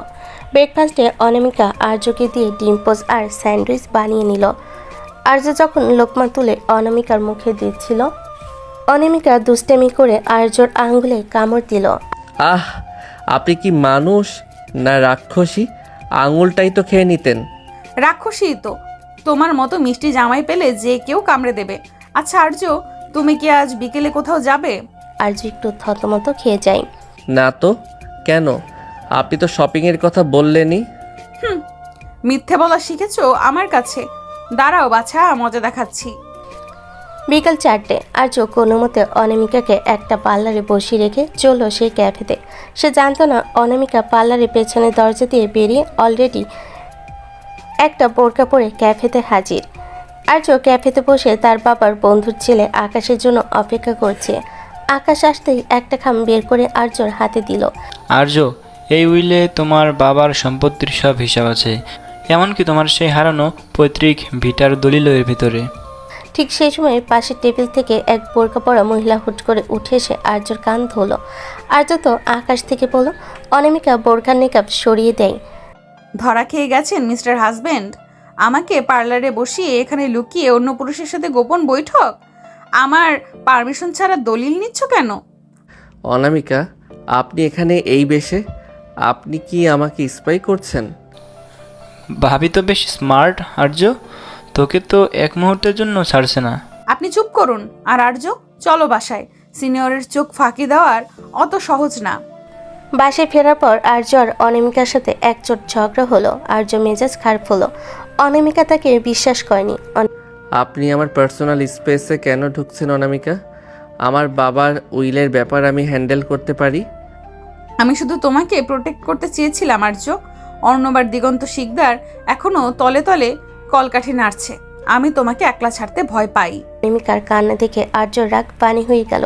সে অনামিকাকে কাছে টেনে নিল। অনামিকা আর্যর বুকের বোতাম খুলতে খুলতে বলল, শাস্তি হিসেবে আজ তোমাকে নীল শাড়িটা আমাকে পরিয়ে দিতে হবে। আর উইলের ফাইলটা আমি কাল চেক করব। আর্য হেসে দিল। সে আলমারি থেকে নীল শাড়ি বের করে অনামিকাকে পরিয়ে দিতে শুরু করলো। শাড়ি পরানোর ওসিলায় আর্য অনামিকার উন্মুক্ত কোমরে হাত রাখতে অনামিকা শিউরে উঠল। শাড়ি পরানো তো অনেক কঠিন কাজ, এর জন্য তো একটা বড় পুরস্কার পাওয়া উচিত। পুরস্কার তো পাবেই, তবে আগে কুচিগুলো ঠিক করো। আর্য অনামিকাকে নিজের কাছে টেনে নিয়ে নিবিড়ভাবে কিস করতে লাগলো। নীল শাড়িতে অনামিকাকে তখন নীলপরির মতো লাগছিল। সেই রাতে উইলের রহস্য ছাপিয়ে জয় হলো ওদের ভালোবাসার। আর্য বুঝতে পারলো অনামিকা যতই পাগলামি করুক, ওর এই গোয়েন্দাগিরির পেছনে আছে আর্যকে হারানোর ভয়। পরদিন সকালে আর্য আর অনামিকা মিলে উইলটা খুলো। সেখানে লেখা ছিল, আমার সম্পত্তির অর্ধেক আর্যর আর বাকি অর্ধেক সেই মেয়ের যে আর্যকে তার সব বিপদে আগলে রাখবে এবং যাকে আর্য মন থেকে ভালোবাসবে। অনামিকা উইলটা পরে হাসতে হাসতে বিছানায় গড়াগড়ি খেতে লাগলো। দেখেছো, তোমার বাবাও জানতেন আমি আসব। এখন তো আমি অফিসিয়ালি তোমার অর্ধেক সম্পত্তির মালকিন। এখন থেকে তোমার সব টাকা আমার। টাকা তো আপনারই ছিল অনামিকা ম্যাম, আপনি তো জোর করে আমাকেই কিনে নিয়েছেন। কিনে নিয়েছি মানে? আমি তো তোমাকে লিজে নিয়েছি সারা জীবনের জন্য। এখন চলো ওই পৈতৃক ভিটা দেখতে যাব। ওখানে গিয়ে আমরা আবার নতুন করে বাসর করব। সকালবেলা আর্য তৈরি হয়ে জিপ গাড়িতে উঠতে যাবে। ঠিক তখনই অনামিকা রাজকীয় এক সাজে বারান্দায় এসে দাঁড়ালো। পরনে লাল পাড়, সাদা শাড়ি, কপালে বড় লাল টিপ আর হাতে একগুচ্ছ কাছের চুড়ি। ওকে দেখে মনে হচ্ছে 80 দশকের কোনো বনেদি বাড়ির বউ। অনামিকা, আমরা কোনো শুটিংয়ে যাচ্ছি না, আমরা একটা পুরনো ভাঙা বাড়ি উদ্ধার করতে যাচ্ছি। এই ভারী শাড়ি পরে আপনি ওখানে হাঁটবেন কি করে? অনামিকা নিচে নেমে এসে আর্যর হাত ধরে, হাঁটবো না তো তুমি আমায় কোলে তুলে নেবে। আর শোনো, ওই বাড়ির আসল মালিকের বউ আমি, তাই এন্ট্রিটা হতে হবে একদম রাজকীয়। চলো। আর্য দীর্ঘশ্বাস ফেলে গাড়ি স্টার্ট দিল। অনামিকা গাড়িতে সারা রাস্তা আর্যকে এটা সেটা খাইয়ে দিচ্ছে আর গান গাইছে। আর্যর বিরক্তি লাগলো অনামিকার ওই উচ্ছল হাসি দেখে। সে আর কিছুই বলতে পারল না। পুরান ঢাকার সেই সংকীর্ণ গলির ভেতরে গাড়িটা, চারিদিকে লতাপাতা আর শ্যাওলা জমে আছে। গেটের সামনে আসতেই দেখা গেল দুজন লাঠিয়াল গাড়িটা পাহারা দিচ্ছে। ওরা দিগন্ত শিকদারের পুরনো লোক। এই যে বাবু, কার বাড়ি ঢুকে পড়েছেন? এটা এখন শেখদার সাহেবের সম্পত্তি, যান নিয়ে পালান। আর্যর রক্ত মাথায় চড়ে গেল। সে কিছু বলার আগেই অনামিকা গাড়ির হর্ন বাজাতে বাজাতে নিচে নামলো। এই যে 2 পয়সার গুন্ডারা, তোদের শিকদার সাহেব এখন জেলের ঘানি টানছে। এই নে আদালতের নোটিশ আর উইলের কপি। আর যদি এক পা এগিয়েছিস তবে তোদের হাড়গোড় ভেঙে এই ড্রেনে ফেলে দেব। অনামিকার এমন তেজি রূপ দেখে লাঠিয়ালটা থমকে গেল। আর্য লাঠিয়ালদের কলা ধরে একপাশে সরিয়ে দিয়ে গেটের তালা ভেঙে ভেতরে ঢুকলো। অনামিকা পেছনে পেছনে এসে বলল, বাড়িটা তো বেশ বড় আর্য, কিন্তু চারদিকে যা ধুলো, আমার তো সর্দি হয়ে যাবে। আমি বলেছিলাম না আপনাকে আসতে হবে না, এখন দাঁড়িয়ে থাকুন, আমি ভেতরটা চেক করে আসছি। কাভি নেহি, আমি তোমাকে একলা ছাড়ছি না। বাড়ির ভেতরে ঢুকে আর্য সোজা তার বাবার লাইব্রেরি ঘরে গেল। পুরনো আস্তরণ সরাতে এক গোপন লকার দেখতে পেল। আর্য পাসওয়ার্ড দেওয়ার চেষ্টা করছে কিন্তু খুলছে না। অনামিকা আর্যর কাঁধে থুতনি রেখে বলে, পাসওয়ার্ড কি তোমার জন্ম তারিখ নাকি তোমার মার? সব ট্রাই করেছি, হচ্ছে না। আমার বিয়ের তারিখটা দিয়ে দেখো তো। তোমার বাবা হয়তো জানতে নেই পাসওয়ার্ডটা শুধু তোমার বউই খুলতে পারবে। আর্য হেসে অনামিকার কথা মতো ওদের বিয়ের তারিখ প্রেস করলো। টুম করে শব্দ হয়ে লকারটা খুলে গেল। আর্য আর অনামিকা দুজনে স্তম্ভিত। ভেতরে এক গাদা সোনার গহনা আর একটা ডায়েরিতে লেখা আছে দিগন্ত শিকদার কিভাবে আর্যর বাবার খাবারে বিষ মিশিয়েছিল এবং অর্ণব কিভাবে সেই ডিলটা সাকসেসফুল করেছিল। আর্য ডায়েরিটা বুকে চেপে ধরে। পেয়েছি, আজ আমার বাবার খুনের সব প্রমাণ আমার হাতে। দিগন্ত আর অর্ণব এবার আর রক্ষা পাবে না। অনামিকা আর্যর হাত শক্ত করে ধরল। ওর চোখেও জল। আমি সাথে আছি আর্য, সব সময়। হঠাৎ অনামিকার মুড চেঞ্জ হয়ে গেল। সে আর্যর দিকে তাকিয়ে বলল, আচ্ছা আর্য,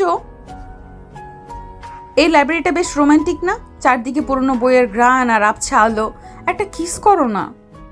অনামিকা, আমরা এখানে খুনের প্রমাণ খুঁজছি আর আপনার মাথায় কিস ঘুরছে। খুনের প্রমাণ তো পেয়ে গেছো, এখন একটু বউয়ের খেয়াল রাখো। দেখো ধুলায় তোমার শাড়িটা নষ্ট হয়ে গেছে। অনামিকা আর্যর সাথে কলার ধরে নিচের দিকে টেনে নিল। আর্য আর নিজেকে সামলাতে পারল না। সেই ধুলোমাখা পূর্ণ লাইব্রেরিতে বাবার স্মৃতিমাখা ঘরের মাঝখানে সে অনামিকার ঠোঁটে নিবিড়ভাবে হারিয়ে গেল। সিনিয়রের সেই জেদি ভালোবাসা আর্য সব দুঃখ ভুলিয়ে দিল। আর্য সন্ধ্যায় ঠিক করলো তারা আজ রাতে বাড়িটা পরিষ্কার করে এখানে থাকবে। মাকেও ফোন করে জানিয়ে দিল। অনামিকা নিজের হাতে একটা ঘর পরিষ্কার করলো। সে মোমবাতি জ্বালিয়ে সারা ঘর সাজালো। বিদ্যুৎ নেই এখানে, আপনি মোমবাতি জ্বালিয়ে বসে আছেন। বিদ্যুৎ দিয়ে কি হবে? আজ আমরা মোমবাতির আলোয় ডিনার করব। আর শোনো, আজ কিন্তু আমি মেঝেতে ঘুমাবো না, তুমি আমাকে তোমার কোলের উপর নিয়ে বসে থাকবে। আপনি আসলেই একটা পাগলি। আচ্ছা ঠিক আছে, আপনার কথাই সই। আর্য মেঝেতে একটা চাদর বিছালো। অনামিকা আর্য বুকে মাথা রেখে শুয়ে পড়ল। বাইরে ঝিঝিপকার ডাক আর ভেতরে মোমবাতির আলো। অনামিকা আর্যর আঙ্গুল নিয়ে খেলতে খেলতে বলল, আর যে বাড়িটা আমরা আবার আগের মতো করব। এখানে আমাদের ছোট ছোট বাচ্চারা খেলবে। আর্য অনামিকার কপালে চুমু দিয়ে বলে, বাচ্চাদের কথা পরে হবে, আগে এই সিনিয়র বউকে সামলাই। আর্য অনামিকাকে নিজেদের সাথে পিষে ধরল। সেই রাতে পুরনো প্রাসাদের দেওয়ালে দেওয়ালে অনুরণিত হলো ওদের ভালোবাসার শব্দ। অনামিকার আদিম নেশা আর আর্য দীর্ঘদিনে জমে থাকা আবেগ এক হয়ে মিশে গেল। দীর্ঘক্ষণ ধরে চলা সেই ঘনিষ্ঠতায় অনামিকা বারবার আর্যর নাম ধরে ডাকছিল, যেন সে আর্যকে নিজের আত্মার ভেতর গেঁথে নিতে চায়। ভোরবেলা যখন আর্যর ঘুম ভাঙল, সে দেখল গেটের বাইরে কয়েকটা কালো গাড়ি এসে দাঁড়িয়েছে। গাড়ি থেকে নামল দিগন্ত শিকদারের সেই বড় ছিলেন যে বিদেশ থেকে ফিরেছে তার বাবার প্রতিশোধ নিতে। অনামিকা তৈরি হয়ে নিন, আসল লড়াই এবার শুরু হতে যাচ্ছে। অনামিকা চোখ মুছে শাড়ির আঁচলটা কোমরে শক্ত করে বাঁধল। আমি রেডি আর্য, সিনিয়রের সামনে দিয়ে যেতে হলে ওদের আগে আমাদের সাথে লড়তে হবে। গেটের বাইরে কালো গাড়ির পহর দেখে আর্য দ্রুত ডায়েরিটা নিজের হুডির ভেতর লুকিয়ে নিল। অনামিকা তখন ওর অগোছালো শাড়িটা ঠিক করে আর্যর পাশে এসে দাঁড়িয়েছে। ওর চোখে এখন আর সেই রোমান্টিক নেশানেই আছে শিকারী পাখিনী ক্ষিপ্ততা। অনামিকা, আপনি পেছনের দরজা দিয়ে বের হয়ে যান। জাওয়াদ খুব বিপজ্জনক, ও ওর বাবার চেয়েও নিষ্ঠুর। একদম চুপ, আমি তোমাকে আগেও বলেছি সিনিয়রের সাথে কোনো জুনিয়র বলি হতে পারে না। আমি কোথাও যাচ্ছি না, চলো দেখি ওই বিলেতি কুত্তা কত বড় শিকারী। জাওয়াদের হাতে একটা বেসবল ব্যাট। সে সশব্দে দরজার লাথি মেরে ভেতরে ঢুকলো। পেছনে তার 1 ডজন সশস্ত্র গুন্ডা। বাহ, চমৎকার রোমান্টিক জায়গা তো বেছে নিয়েছো আর্য। তা বাবা, ডায়েরিটা কি আজ বাসর রাতের গল্প হিসেবে পড়বে বলে ঠিক করেছো? ডায়েরিটা তোর বাবার পাপের দলিল জাওয়াদ, এটা এখন পুলিশের হাতে যাবে। তুই এখান থেকে ফিরে যা, নয়তো তোর কপালেও তোর বাবার মতো জেলের ভাত জুটবে। পুলিশ? পুলিশ আসার আগে এই পুরনো বাড়ির তোর আর তোর এই সুন্দরী বইয়ের খবর হবে। আর এটা দে, নয়তো তোর সামনেই অনামিকাকে তুলে নিয়ে যাব। জাওয়াদের এই নোংরা কথা শুনে আর্য রক্ত মাথায় চড়ে গেল, কিন্তু আর্য কিছু করার আগেই অনামিকার সামনে এগিয়ে গেল। অনামিকা হুট করে ওর শাড়ির আঁচলটা কোমরে এক পাক দিয়ে ভালো করে খুঁট দিয়ে বাঁধল। তারপর হাতের কাছে চুড়িগুলো ঝনঝন করে ভেঙে ফেলল। এই যে লন্ডনী বাদর, তোমার সাহস তো কম না। আমার সামনে দাঁড়িয়ে আমার হাজবেন্ডকে থ্রেট দিচ্ছ আর আমাকে তুলে দিবি? আয় দেখি তোর কত জোর। অনামিকা হুট করে লাইব্রেরি কোণ থেকে একটা পুরনো পিতলের ফুলদানি তুলে জাওয়াদের দিকে ছুঁড়ে মারল। জাওয়াদ মাথা সরিয়ে নিল। ফুলদানিটা তার এক গুন্ডার নাকে লাগলো। অনামিকা, আপনি এটা কি করলেন? দাঁড়িয়ে থাকো না আর্য, মার শুরু করো। আমি ডান দিক সামলাচ্ছি, তুমি বাম দিক। আর্য আর দেরি করলো না, সে একটা কাঠের চেয়ার ভেঙে জাওয়াদের গুন্ডাদের উপর ঝাঁপিয়ে পড়ল। আর্যর খুশি আর লাথিতে গুন্ডারা ধরাশায়ী হতে শুরু করলো। অন্যদিকে অনামিকা কোনো অংশে কম নয়। সে লঙ্কার গুঁড়ো যা সে সবসময় ব্যাগে রাখে বের করে জাওয়াদের চোখে স্প্রে করে দিল। জাওয়াদ চোখ চেপে ধরে চিৎকার করে। আহ, আমার চোখ! শয়তান মেয়ে, তোকে আমি ছাড়বো না। ছাড়বি না মানে? আগে চোখে পানি দে, তারপর কথা বলিস। অনামিকা একটা পুরনো ভারী হারিকেন দিয়ে জাওয়াদের পিঠে সজোরে আঘাত করলো। জাওয়াদ মাটিতে পড়ে কুঁকড়ে গেল। পুরো ঘর তখন রণক্ষেত্রে পরিণত হয়েছে। আর্য শেষ গুন্ডাটাকে জানালার কাছ দিয়ে বাইরে ফেলে দিয়ে হাঁপাতে হাঁপাতে অনামিকার কাছে এলো। অনামিকার কপালে ঘাম, শাড়ির এক পাশ ছিঁড়ে গেছে, কিন্তু ওর মুখে জয়ের হাসি। আর্য অনামিকাকে জড়িয়ে ধরে। আপনি তো আসলেও রণচণ্ডী। আমি তো জানতাম আপনি শুধু বকবক করতে পারেন। বকবক তো করি, তবে দরকারে মানুষের হাড়ও চিবাই। এখন ওই জাওয়াদকে বেঁধে ফেলো। আর্য জাওয়াদকে দড়ি দিয়ে চেয়ারের সাথে বাঁধল। ঠিক তখন পুলিশের সাইরেন শোনা গেল। আর্য সেই গোপন সোর্স পুলিশ নিয়ে হাজির হয়েছে। জাওয়াদ আর তার দলবলকে পুলিশ ভ্যানে তোলা হলো। পুলিশ চলে যাওয়ার পর আর্য আর অনামিকা বিধ্বস্ত অবস্থায় সেই লাইব্রেরি মেঝেতে বসে পড়ল। আর্য অনামিকার মুখটা নিজের হাতে তালুর মধ্যে নিয়ে ওর কপালে একটা দীর্ঘ চুমু দিল। থ্যাংক ইউ অনামিকা, আপনি আজ না থাকলে হয়তো আমি নিজেকে সামলাতে পারতাম না। আবার থ্যাংক ইউ? আমি কি তোমার বাইরের কেউ? সিনিয়রের সম্মান তো জুনিয়রকেই রক্ষা করতে হবে। আচ্ছা আর্য, আমার খুব পানির পিপাসা পেয়েছে। আর্য উঠে পানি আনতে যাচ্ছিল, কিন্তু অনামিকা ওর হাত টেনে আবারও নিচে বসিয়ে দিল। পানির চেয়েও বড় একটা ডিমান্ড আছে। আজ তুমি আমায় কথা দিয়েছিলে না, এই বাড়িতে আমরা আবার বাসর করব? কাজ তো শেষ, এখন কথা রাখো। এই অবস্থায় আপনার গায়ে তো ধুলোবালি, কপালে চোট।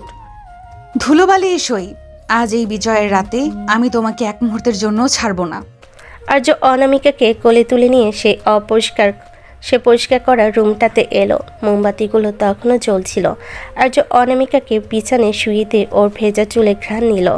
অনামিকা আর্য শার্টের বোতাম খুলতে খুলতে বলল, আর্য, এখন থেকে এই বাড়িটা হবে আমাদের ভালোবাসার দুর্গ। এখানে কেউ আমাদেরকে ডিস্টার্ব করতে পারবে না। আর্য অনামিকার ঠোঁট জোড়া নিজে দখলে নিয়ে নিল। সেই রাতে ঝগড়া, মারামারি আর প্রতিশোধের সব তিক্ততা ধুয়ে মুছে গেল ওদের উষ্ণ মিলনে।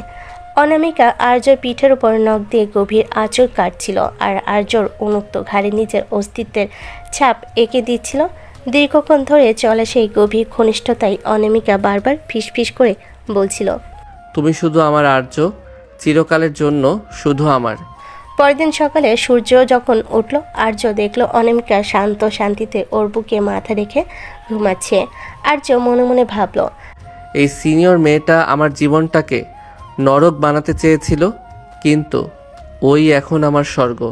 আর্যর অনামিকার জীবনে এখন সব ঝামেলা শেষ, কিন্তু অনামিকার মাথায় তখন নতুন ভূত চাপে। তখন শান্তি মানে এক কাল্পনিক শব্দ। আর্যর পৈতৃক ভিটা উদ্ধারের পর ওরা এখন ঢাকায় নিজেদের প্রাসাদে ফিরেছে। আর্য ভেবেছিল এবার হয়তো একটু শান্তিতে ব্যবসায় মন দিতে পারবে, কিন্তু অনামিকা তো সিনিয়র শিক্ষিক, আর অত সহজে আর্যকে কাজে মন দিতে দেয়। সকালবেলা আর্য ঘুম থেকে উঠে দেখলো ওর সব দামি দামি স্যুট আর শার্ট আলমারি থেকে গায়েব। সেখানে রাখা আছে অদ্ভুত সব ঢিলেঢালা সুতির পাঞ্জাবি আর পায়জামা। অনামিকা, আমার স্যুটগুলো কোথায়?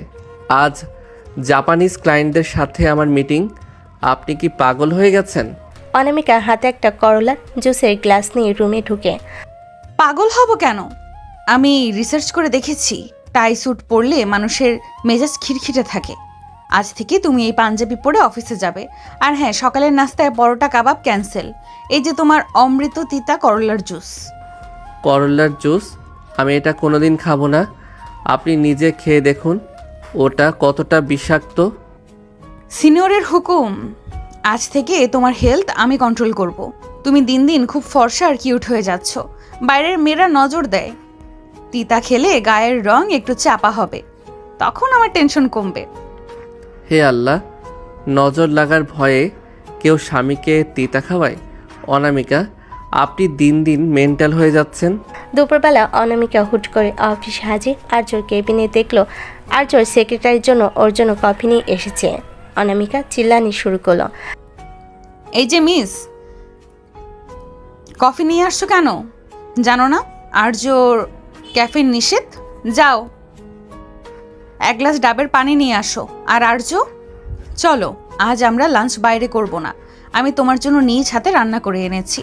আর্য ভয়ে ঢোক গেল, কারণ অনামিকা জীবনে কোনোদিন ডিম ভাজিও ঠিকমতো করেনি। টিফিন ক্যারিয়ার খুলতে দেখা গেল গোটা গোটা আস্ত আলু আর কাঁচামরিচ দিয়ে একটা তরকারি, যা দেখতে অনেকটা মহাপোলাওয়ের মতো। অনামিকা, এটা কি? আলুগুলো তো সেদ্ধই হয়নি। অনামিকা চামচ দিয়ে আর্যর মুখে জোর করে ঢুকিয়ে দিল। কাঁচা সবজিতে ভিটামিন বেশি, চিবিয়ে খাও, তোমার হাড় শক্ত হবে। আর্য কোনো মতে গিলল আর মনে মনে ভাবলো, দিগন্ত শিকদারের মায়ের চেয়েও এই রান্না অনেক বেশি যন্ত্রণাদায়ক। রাতে আর্য খুব ক্লান্ত হয়ে ল্যাপটপে কাজ করছিল। অনামিকা এসেও হুট করে ল্যাপটপটা কেড়ে নিয়ে খাটের তলে ছুঁড়ে দিল। আরে, আমার জরুরি প্রেজেন্টেশন ছিল ওটা। কোনো প্রেজেন্টেশন চলবে না, আজ আমাদের মুভি নাইট। আমরা হিমশৈল মুভিটা দেখব। ওটা তো একটা স্যাড মুভি, আপনি তো সারাক্ষণ কাঁদবেন। কাঁদলে তুমি আমায় মুছিয়ে দেবে। আর শোনো, মুভি দেখার সময় তুমি আমাকে পিঠে চড়িয়ে সারা ঘর ঘুরবে। আপনি কি ছোট বাচ্চা? আমি ঘোড়া হব কেন? জুনিয়র হিসেবে সিনিয়রের মনোরঞ্জন করা তোমার দায়িত্ব না? ওঠো বলছি। অগত্যা আর্য অনামিকাকে পিঠে নিয়ে সারা ঘর ঘুরল। অনামিকা ওর কান টানছে আর হাসছে। একসময় আর্য ক্লান্ত হয়ে বিছানায় ধপাস করে পড়ল। অনামিকা ওর ওপর চড়ে বসেও ওর পাঞ্জাবির বোতামগুলো খুলতে লাগলো। অনামিকা প্লিজ, আজ খুব টায়ার্ড, কাল অফিস আছে। অনামিকা আর্যনাকে একটা কামড় দিয়ে বলল, অফিস তো রোজই থাকে, কিন্তু সিনিয়রের ডিমান্ড তো রোজ পূরণ হয় না। আজ তোমার নিস্তার নেই। অনামিকা আর্য বুকের পশম নিয়ে খেলা করতে করতে ওর ঠোঁট নিবিড়ভাবে মিশে গেল। আর্য সব ক্লান্তি নিমেষেই উবে গেল। অনামিকার সেই মাদকতাময় পাগলামিতে আর্য নিজেকে সঁপে দিল। ঘরের এসি তখন 16 ডিগ্রিতে, কিন্তু ওদের শরীরে উত্তাপে যেন ঘরটা জ্বলছে। আর্য, তুমি কি জানো, তুমি যখন রাগ করো তখন তোমাকে আরো বেশি ভালোবাসতে ইচ্ছে করে। আমি জানি, আপনার এই পাগলামি না থাকলে আমার জীবনটা একদম পাঞ্চে হয়ে যেত। আপনি আমার সেই দজ্জাল সিনিয়র, যাকে ছাড়া আমি এক মুহূর্তও চলতে পারি না। সেই রাতে ওদের ঘনিষ্ঠতা এক নতুন উচ্চতায় পৌঁছালো। অনামিকার সেই অধিকারবোধ আর আর্যর আত্মসমর্পণ মিলেমিশে একাকার হয়ে গেল। সকালবেলা আর্য ঘুম থেকে উঠে দেখল ও ডান হাতে একটা মেহেদি দিয়ে বড় করে লেখা প্রপার্টি অফ অনামিকা। অনামিকা, এটা কি করেছেন? আমি কি আপনার জমি যে সাইনবোর্ড লাগিয়ে দিলেন? বউয়ের জমিই তো, যাতে অফিসে গিয়ে কোনো মেয়ে তোমার হাত ধরলে বুঝতে পারে এটার মালিক অলরেডি বুকড। আর্য আর কিছু বলল না। সে বুঝলো এই মেয়ের সাথে লড়াই করে জেতা অসম্ভব। সে অনামিকাকে আবার জড়িয়ে ধরে বিছানায় শুয়ে দিল। ঠিক আছে, আমি প্রপার্টি হয়েই থাকব, কিন্তু এই প্রপার্টির ট্যাক্স হিসেবে এখন আপনাকে আমার জন্য চা বানিয়ে আনতে হবে। অনামিকা খিলখিল করে হেসে উঠল। এভাবেই চলতে থাকলো জুনিয়র বর আর সিনিয়র বউয়ের প্রেম কাহিনী।